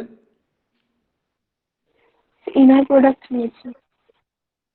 বেশ, ইনার প্রোডাক্ট নিয়েছি, এটা হচ্ছে 0। ওকে, বেশ, এইবারে আমরা যেহেতু তোমার S3 করছি, তাই তো আমরা একই জিনিস S1 S2 তে করতে পারি। তার ফলে আমি নোটেশনটাকে আরেকটু কমপ্লিকেটেড করব। আমি এইখানে একটা 3 লিখলাম, এখানে একটা 3 লিখলাম, তার মানে থার্ড কম্পোনেন্টটা আপ আর থার্ড কম্পোনেন্টটা down.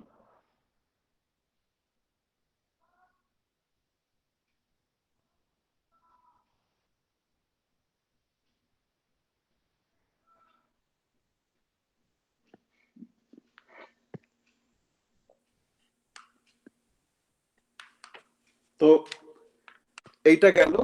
Okay, up down is equal to 0। এইবারে ধরো তোমরা এস এক্স এইটা কত হবে বলো, ওই একই নোটেশন ধরে এইটা কত হবে আমাকে বলো। ওকে, এন্ড উইথ এখানে করসপন্ডিং আইগেন ভ্যালু কত হবে বলো, একটু করো।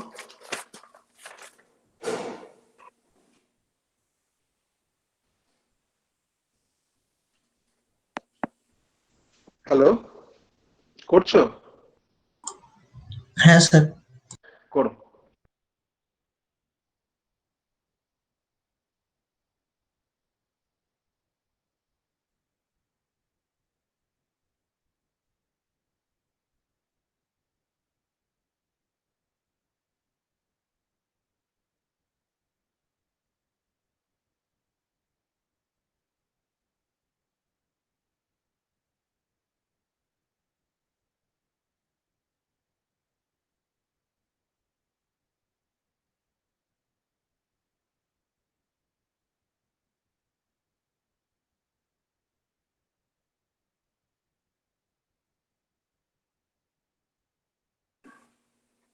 হয়েছে?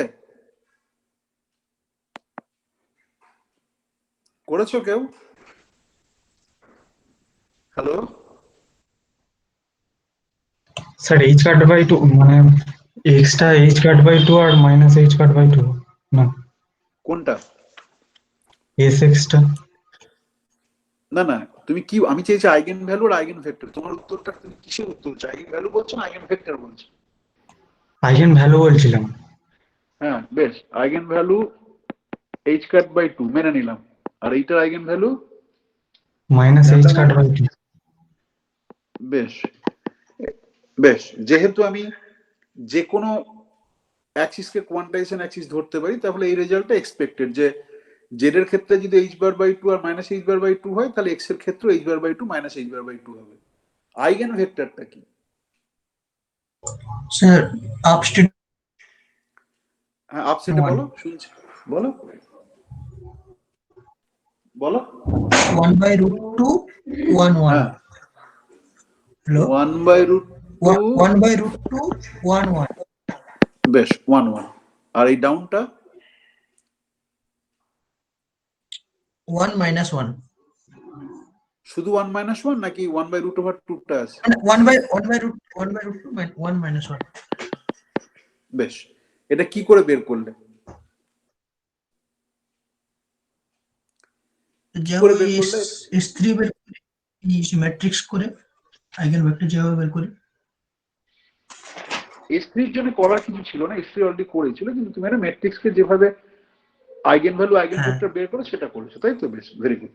আচ্ছা, এবার এইটা বলো।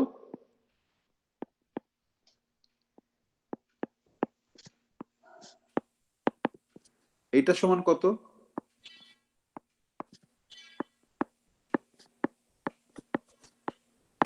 এইটা সমান কত?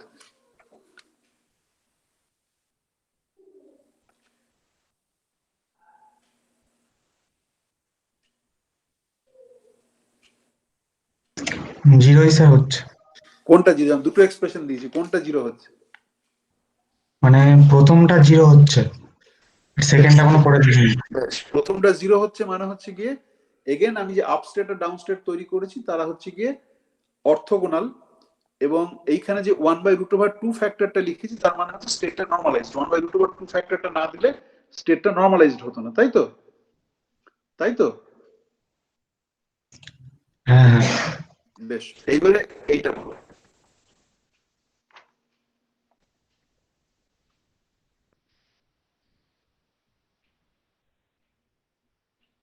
এটাতে স্যার হাফ হচ্ছে। হ্যাঁ, স্যার 1/√2। 1/√2, শুধু 1/√2? হাফ স্যার, S3 এর জন্য যেটা করেছিলেন তার সামনে হ্যাঁ, নর্মালাইজেশন কনস্ট্যান্ট 1/√2টা কেন লেখেননি? S3 এর সামনে তো নরমালাইজেশন কনস্ট্যান্ট রাখার দরকার আছে কি? ও আচ্ছা আচ্ছা, হ্যাঁ সরি সরি, হ্যাঁ ঠিক আছে ঠিক আছে। বেশ, তাহলে এটা কেউ একটা বললে। স্যার 1/√2 হচ্ছে শুধু। বেশ, 1/√2। তাহলে this is not is equal to zero. Actual ভ্যালুটার থেকেও this is not is equal to zero. তাহলে এখান থেকে আমরা কি শিখলাম? শিখলাম যে spin up and down along x direction they form orthonormal state. Spin up and spin down along z direction they form an orthonormal state. কিন্তু z এর আপ x এর ডাউন, বা একইভাবে তুমি করে দেখতে পারো z এর ডাউন x এর আপ করলে তারা কিন্তু অর্থোগোনাল নয়, তাই তো? হ্যালো, হ্যাঁ স্যার। বেশ, do you expect them to be orthogonal? আমরা কি অর্থোগোনাল এক্সপেক্ট করি?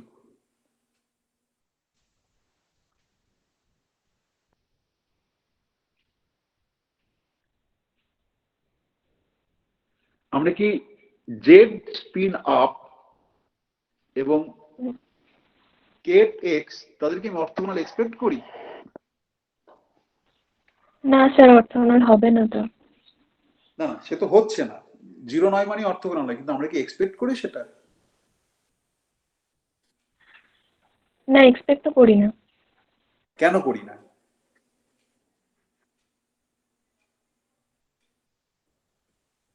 স্যার, এস জেড আর এস এক্স এর আইগেন স্টেট, যেখানে এস জেড আর এস এক্স এরা দুজন কমিউট করে না, তাহলে আমি এরকম দুজনের আইগেন স্টেট দুটো যে অর্থোগোনাল হবে সেটা এক্সপেক্ট করবো কি করে?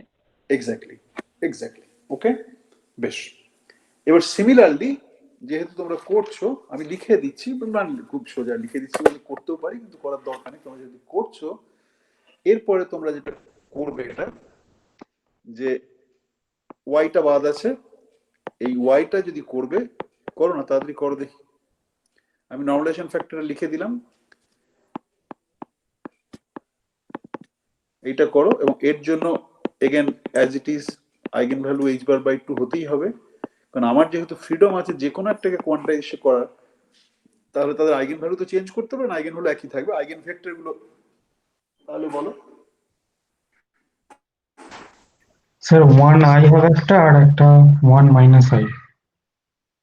এটা কি ইয়ে করলে কি না না করে বলছো, মানে মেমোরি থেকে বলছো প্রীতম? হ্যাঁ স্যার, ওখানে মানে একই তো ম্যাট্রিক্সটা, শুধু i আর মাইনাস, মানে -i আর i ছিল। বেশ,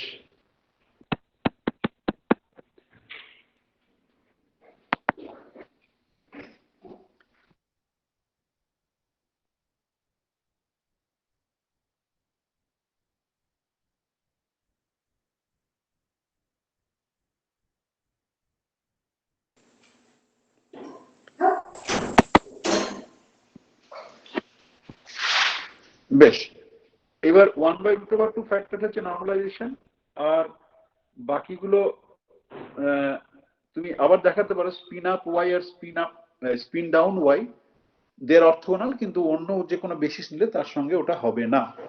ওকে, বেশ। এরপর আমরা যেটা করব, তিনটে যে কোনো ডিরেকশন বাদ দিয়ে আমি আরবিট্রারি ইউনিট ভেক্টর বলেছিলাম, সেই ইউনিট ভেক্টরের রেসপেক্টে আমি ওটাকে ব্যবহার করব। ওকে, তার আগে আমি তোমাদের আর একটা ছোট হোমওয়ার্ক দিই, মানে কোয়ান্টাম মেকানিক্সের ফ্লেভারটা বোঝানোর জন্য। এই যে এক্স রয়েছে, এইটাকে তুমি জেড এর বেসিসে এক্সপেক্ট করো তো। এই যে এইটা রয়েছে স্পিন আপ এক্স, সেটাকে জেড প্লাস জেড মাইনাস এর রেসপেক্টে করো তো। সিমিলারলি স্পিন ডাউন এক্স, এটাকে জেড প্লাস মানে জেড আপ জেড ডাউন এর রেসপেক্টে করো।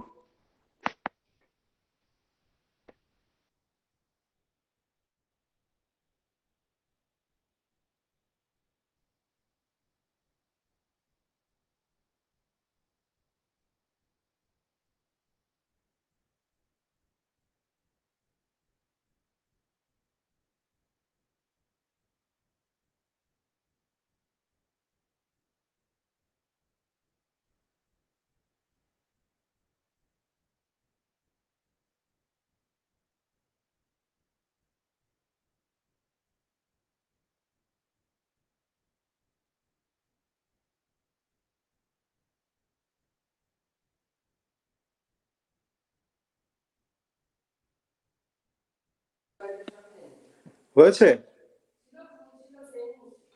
হ্যাঁ, তো 1/√2 ওটা মানে আপার স্পিন জেড কম্পোনেন্ট আর plus lower spin Z component. বেশ, তুমি বলছো 1/√2 জেড, আর পরেরটা হ্যাঁ, হ্যাঁ ওটা স্যার মাঝে মাইনাস আছে।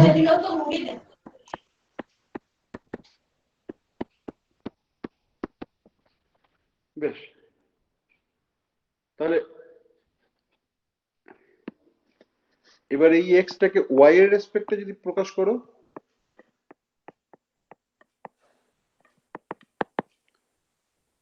সরি,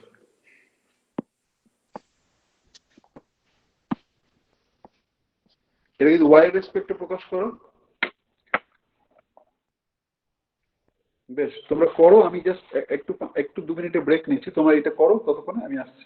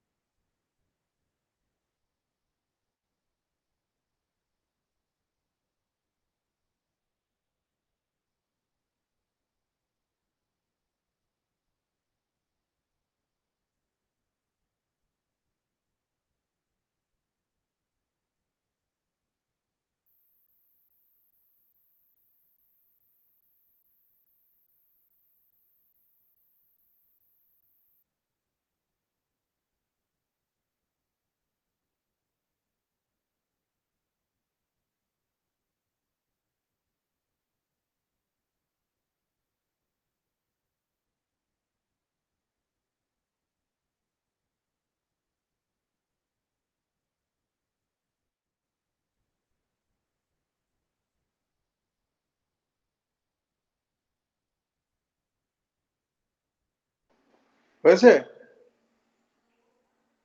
হ্যালো, হয়েছে তোমাদের?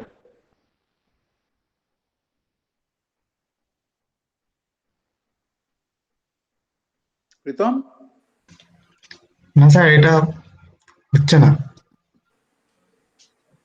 দেখছি হয়ে কোনোভাবেই যেতে পারে সিলেক্ট না। হয়ে যাচ্ছে না? হ্যাঁ, কোনোভাবেই হচ্ছে না। চারটে, মানে চারটে নিয়ে আসতে হবে মনে হচ্ছে, চারটে ম্যাট্রিক্স। স্যার কোএফিসিয়েন্টটা একটু গোলমাল মনে হচ্ছে স্যার। এমনি ওয়ান ওয়ান উপরে ওয়ান আর নিচে ওয়ান প্লাস আই করলে আসবে, যোগ করলে দুটো।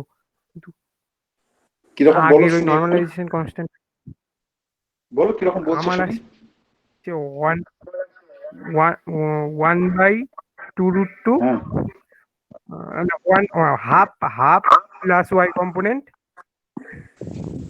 হাফ, শুধু হাফ নাকি কি বললো বুঝতে পারছি না। হ্যাঁ হ্যাঁ হ্যাঁ sir, half half Y up Y spin up Y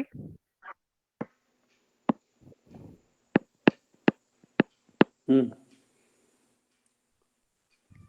বলো শুনছি। না স্যার স্যার ভুল হয়ে গেছে স্যার, এই হচ্ছে না হচ্ছে না, ভুল হয়ে গেছে। বেশ, আর প্রীতম বলছো যে লেখাই যাচ্ছে না। স্যার হয়েছে হয়েছে। হ্যাঁ বলিস, বলো মানে শুনি। আপনার একটা হ্যাঁ, 1/2 বলো রুট শুনছি। টু। হ্যাঁ বলছি 1/2 রুট টু হ্যাঁ, হচ্ছে স্পিন হাফ এক্স কম্পোনেন্ট, এই জেড এক্স ওয়াই কম্পোনেন্ট কি কম্পোনেন্ট। তুমি, জেড কম্পোনেন্ট? বেশ না স্যার, জেড না, বেশ, আপনি ওয়াই দিয়ে রিপ্রেজেন্ট বলেছেন, ওয়াই ওয়াই, হ্যাঁ, প্লাস হচ্ছে তারপর I, plus I spin Y half, মানে শুধু, হাফ।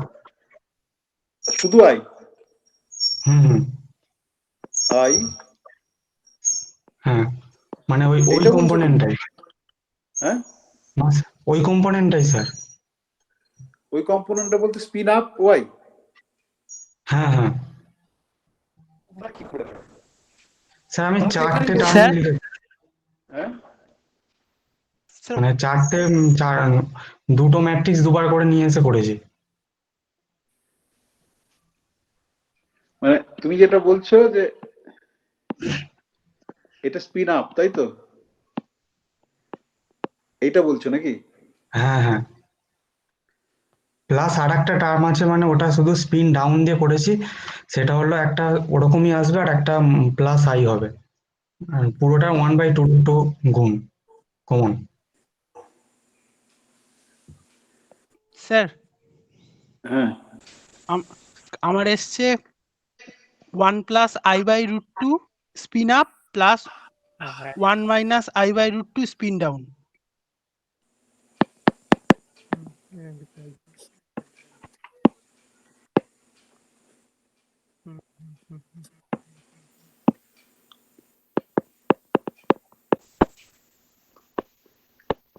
এটা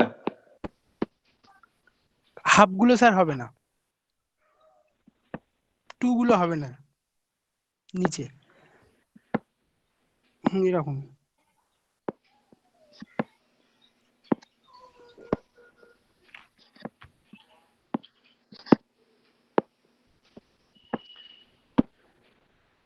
বেশ, এটা কি ভ্যালিড স্টেট? স্যার এটা রুট টু হবে না, শুধু টু হবে আমি জানি ডিনোমিনেটর না, টার্ম। আমাকে যে যা বলছে আমি লিখে দিচ্ছি। স্যার আমার মানে ওই সেম টার্ম আসছে, কিন্তু রুট টু এর জায়গায় শুধু টু আসছে। বেশ দাও, এই এই যেটা করেছে এটা কি ঠিক করেছে? মানে এইটাকে যদি কোফিশিয়েন্ট এ বলি প্রথম টার্মটাকে, দ্বিতীয় যদি কোফিশিয়েন্ট বি বলি, তাহলে mod of A square plus mod of B square কি 1 হচ্ছে?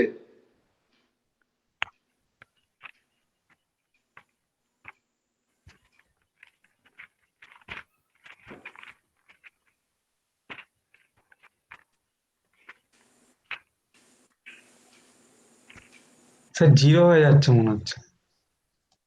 মনে হলে হবে না, এটা খুব সাধারণ ক্যালকুলেশন করো, করে বলো। স্যার জিরো হচ্ছে sir. Mod of A square কত হচ্ছে, মানে রুট ওভার টুটা বাদ দাও, রুট ওভার টুটা থেকে হাফ এলো, আর মড অফ 1 প্লাস আই করলে কত হচ্ছে,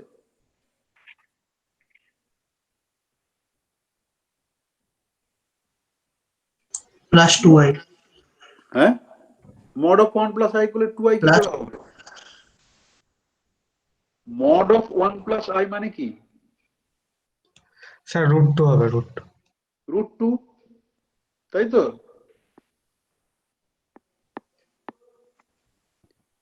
তাই তো? আর এইটা কত, মড অফ 1 মাইনাস আই সমান কত? ওটাও স্যার √2ই হবে তো। তার মানে সমান কত হচ্ছে, তার মানে কত হচ্ছে, √2 হচ্ছে। বেশ, তাহলে সেটা কি ভ্যালিড স্টেট, এক্স কে কি ভ্যালিড এক্সপ্রেশন করা হচ্ছে? না স্যার হচ্ছে না। বেশ, এবার চেষ্টা করে দেখো যে আর অন্য কিছু পারো কিনা। ওকে, এটা বললাম তার কারণ হচ্ছে যে ধরো আমি একটা বিম অফ স্পিন হাফ পার্টিকেল তৈরি করেছি, ওকে, যেটাকে আমি সবগুলোকে এক্স ডিরেকশনে আপ হিসেবে আমি তৈরি করেছি, ওকে। তাহলে ডিটেক্টরটা আমি প্লেস করেছি Z direction, spin Z direction, সেই জেড ডিরেকশনে আমি ডিটেক্টরটাকে প্লেস করেছি। তাহলে তোমাকে যদি প্রশ্ন করে যে বিমটা তৈরি করেছি স্পিন হাফ পার্টিকেলের such that the projections are along up x direction, but I am measuring along the spin z up direction, what is the probability of finding the spin z মানে spin up z particles? পার probability কত, সেখানে কি আমি পাবো কি পাবো না, spin Z কি পাবো কি পাবো না, মানে স্পিন জেড এর আপ ডিরেকশনে? প্রশ্নটা বোঝাতে পেরেছি? স্যার বুঝতে পারলাম না স্যার, আবার বলুন। আমি বিম অফ একটা বিমটা এই কারণে বললাম কারণ একটা সিঙ্গেল স্পিন দিয়ে মেজারমেন্ট হয় না, অনেকগুলো স্পিন হাফ পার্টিকেল আছে যেগুলো আপ অ্যালং এক্স ডিরেকশনে স্পিনের যে এক্স ডিরেকশন, ওকে, সেই ডিরেকশনে সবগুলো তৈরি করেছে। আমি মেজারমেন্টটা করছি, আমার ডিটেক্টরটা আছে যেখানে স্পিন জেড গুলো আপ, সেইটা মেজারমেন্ট করতে পারি। আমি কি পাবো এরকম কিছু পাবো, স্পিন জেড আপ কিছু পাবো কি? না। কেন বললে? স্যার আগের যে ইনার প্রোডাক্টটা, না না ওটা তো স্পিল আপ আর ডাউনের জন্য। হ্যাঁ,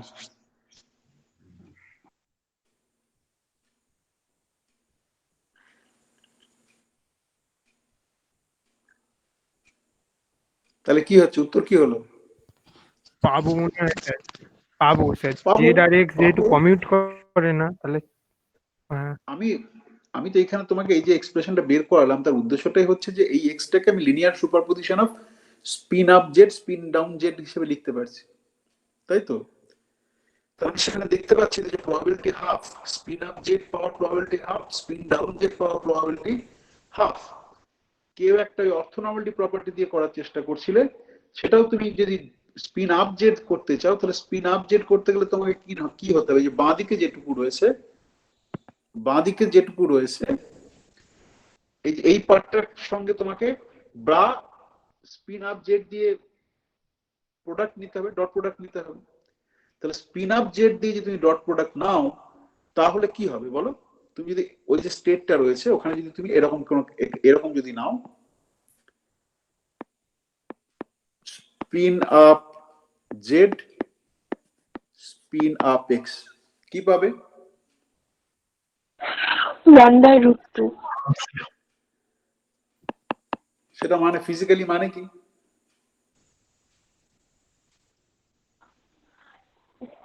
পাওয়ার প্রবাবিলিটি থাকবে, পাওয়ার প্রবাবিলিটি হচ্ছে এর মড স্কোয়ার, তাই তো, মানে হাফ, তাই তো? হ্যালো, হ্যাঁ স্যার। Yes sir. আমি পাচ্ছি জিরো যেটা ছিল সেই জিরোটার মানে হচ্ছে যে আমার যদি একটা বিম তৈরি করি, ধরো আমি এক্স দিয়ে বলছি, আমি এক্স এর কথাটাই বলি, তাহলে আমি যদি এরকম একটা বিম তৈরি করি এক্স, ওকে, বিমটা রয়েছে যেখানে এক্স ডিরেকশন আপ রয়েছে, এইখানে আমি এইটা কিছু পাবো না। আমি যদি এবার আমার ডিটেক্টরটা এমন ভাবে তৈরি করি যে শুধুমাত্র মেজার করতে পারে spin down along x direction, তাহলে আমি কিছুই পাবো না।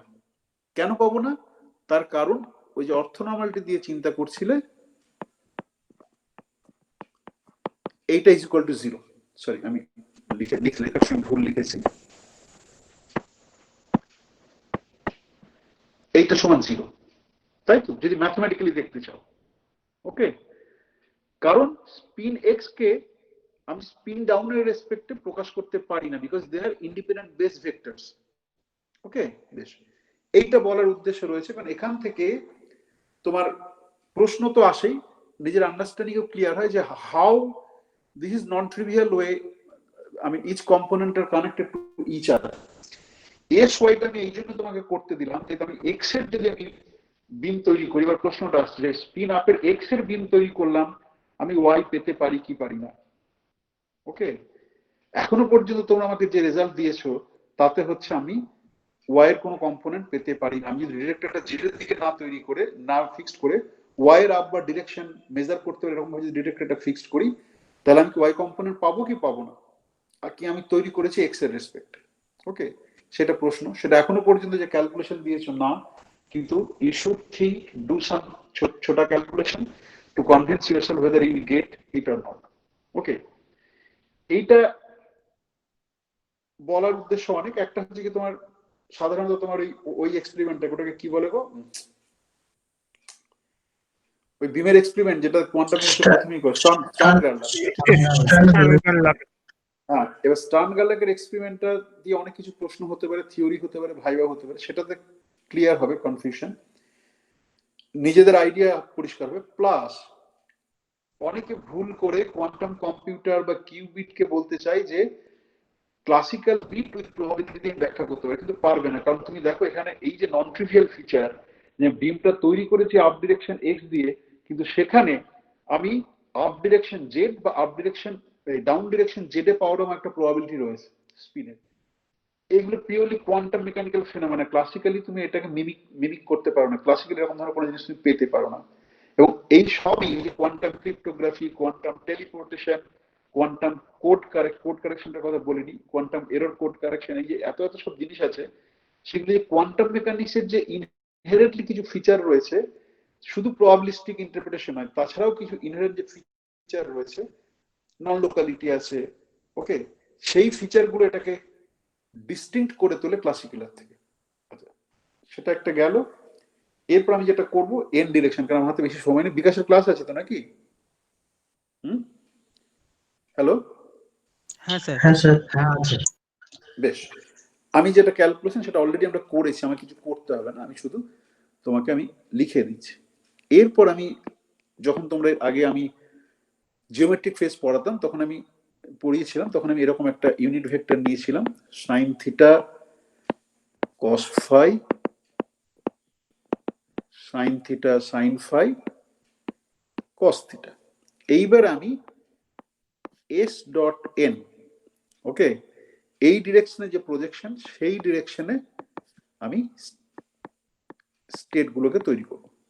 ওকে, এস ডট এন এই ডিরেকশনে, এক্স নয়, ওয়াই নয়, জেড নয়, এটা তোমরা করেছো অলরেডি। করেছো, করে কি আইগেন ভ্যালু পেয়েছো বলো? এস ডট এন করলে যে ম্যাট্রিক্সটা হয়, কি আইগেন ভ্যালু পেয়েছো? কিছুদিন আগেই করেছো, এক সপ্তাহ হয়নি।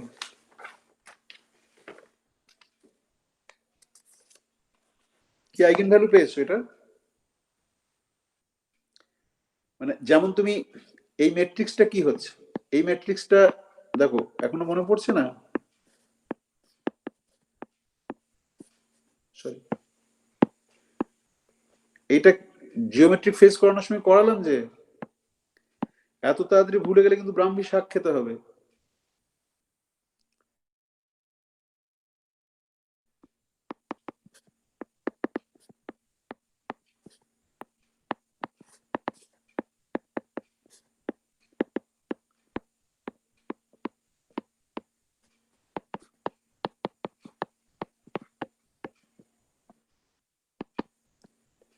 এটা এটা এটা করলে না, plus minus H cut by 2।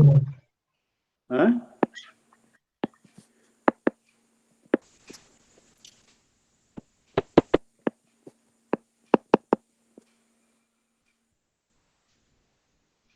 আর কি পেয়েছিলাম বলো?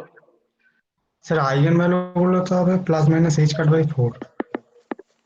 আবার ভুলভাল বকছে প্রীতম।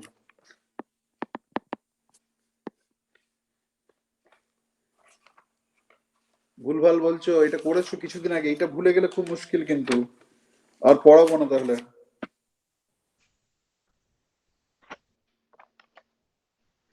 এটাই ম্যাট্রিক্স এসছে কি আসেনি?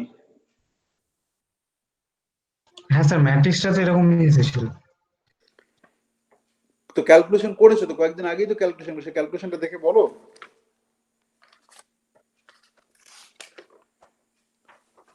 Sir plus minus H cut by 2ই তো হবে আইগেন ভ্যালু। আরে বা ম্যাট্রিক্সটার ফর্মটা আগে বল, তারপরে এই বার বাই টুটা পরে দেখছি যে ম্যাট্রিক্স যেটা লিখেছি এস ডট এন, সেটা এই ম্যাট্রিক্সটা পেয়েছো কিনা আমি বলো। হ্যাঁ এই ম্যাট্রিক্স এসেছিল তো, মানে না স্যার ওখানে স্যার ওপরে তো E to the power minus I phi ছিল সাইন থিটার সঙ্গে। এবারে ঠিক আছে? হ্যাঁ হ্যাঁ ঠিক আছে। বাকিরা কি বলছে? বাকিরা সব চুপচাপ কেন? বাকিরা কি বলছে? বাকিরা কি বলছো?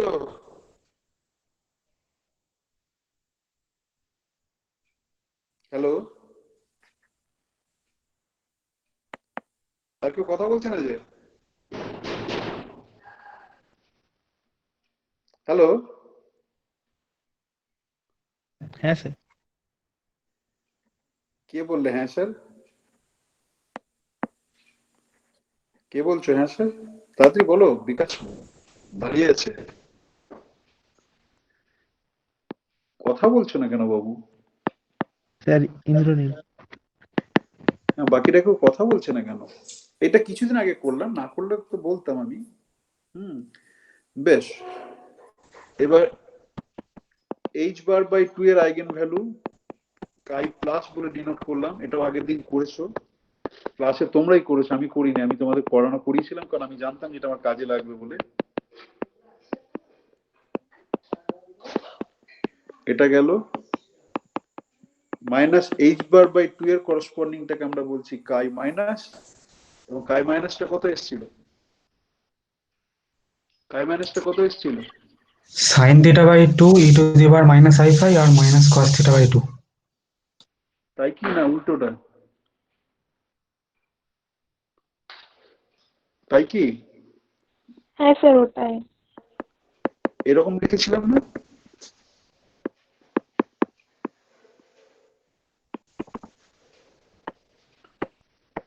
কি লিখেছিলাম?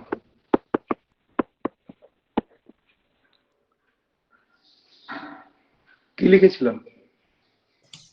স্যার ওটাকে স্যার এইভাবেও তো লেখা যাবে, মানে একই মানে লেখা ছিল আর কি, যেটা বললাম আর কি হ্যাঁ ওরকম লেখা যাবে টাইপের তো, লেখা লেখা ছিল। যাবে তো, লেখা যাবে বললাম তো, যে তুমি যদি মাইনাসটা কমন নাও তাহলেই লেখা যাবে, তাই তো? হ্যাঁ সেটা আমি বললাম যে তোমার আইগেন ভেক্টরটা ভ্যারি করতে পারে, একজনের সঙ্গে আলাদা আইগেন ভেক্টর ভ্যারি করতে পারে, কারণ একটা ওভারঅল ফেজ ফ্যাক্টর আমি করতেই পারি। বেশ, এইটা চেক করবে। কাই প্লাস কাই প্লাস কাই মাইনাস কাই মাইনাস কাই প্লাস মাইনাস কাই মাইনাস প্লাস, এগুলো বাড়িতে চেক করবো। ওকে, প্লাস যেটা চেক করবে যে এই যে আমি একটা থিটা ফাই দিয়ে নিয়েছি, থিটা ফাই এর বিভিন্ন ভ্যালু যদি নিই তাহলে X axis Y axis Z axis আমি ফেরত পাবো। আমি এটা তো ইন জেনারেল একটা ইউনিট ভেক্টর এন বলছি তো এটা। এবার এখানে থিটা ফাই এর বিভিন্ন ভ্যালু নিলে এটা কখনো জেড অ্যাক্সিস বোঝাবে, কখনো এক্স অ্যাক্সিস, কখনো ওয়াই অ্যাক্সিস। সেই লিমিটিং কেসে তুমি যা যা পাচ্ছ সেটা পাচ্ছ কিনা সেটা বলবে। ওকে, এটা দেখবে। এবং তারপরে যেটা করবো আমরা এর পরের দিন, মানে কালকেই আছে, কাল আমরা মোটামুটি স্পিন সম্বন্ধে যেটুকু এই লেভেলে যতটুকু বলতে চাইছিলাম কমপ্লিট করে ফেলেছি। কালকে ডেনসিটি ম্যাট্রিক্স বলবো, এরপর স্পিনের অ্যাডিশন আমাদের কাজে লাগবে। যখন কোয়ান্টাম এনট্যাঙ্গলমেন্ট করবো তখন স্পিনের অ্যাডিশন বলবো। কিন্তু এখানে স্পিন হাফ সম্বন্ধে যা যা কিছু বলা যায় apart from the group theory part, সেই পার্টটা আমি তোমাদের বলেছি, এটা ক্যালকুলেশন করবে।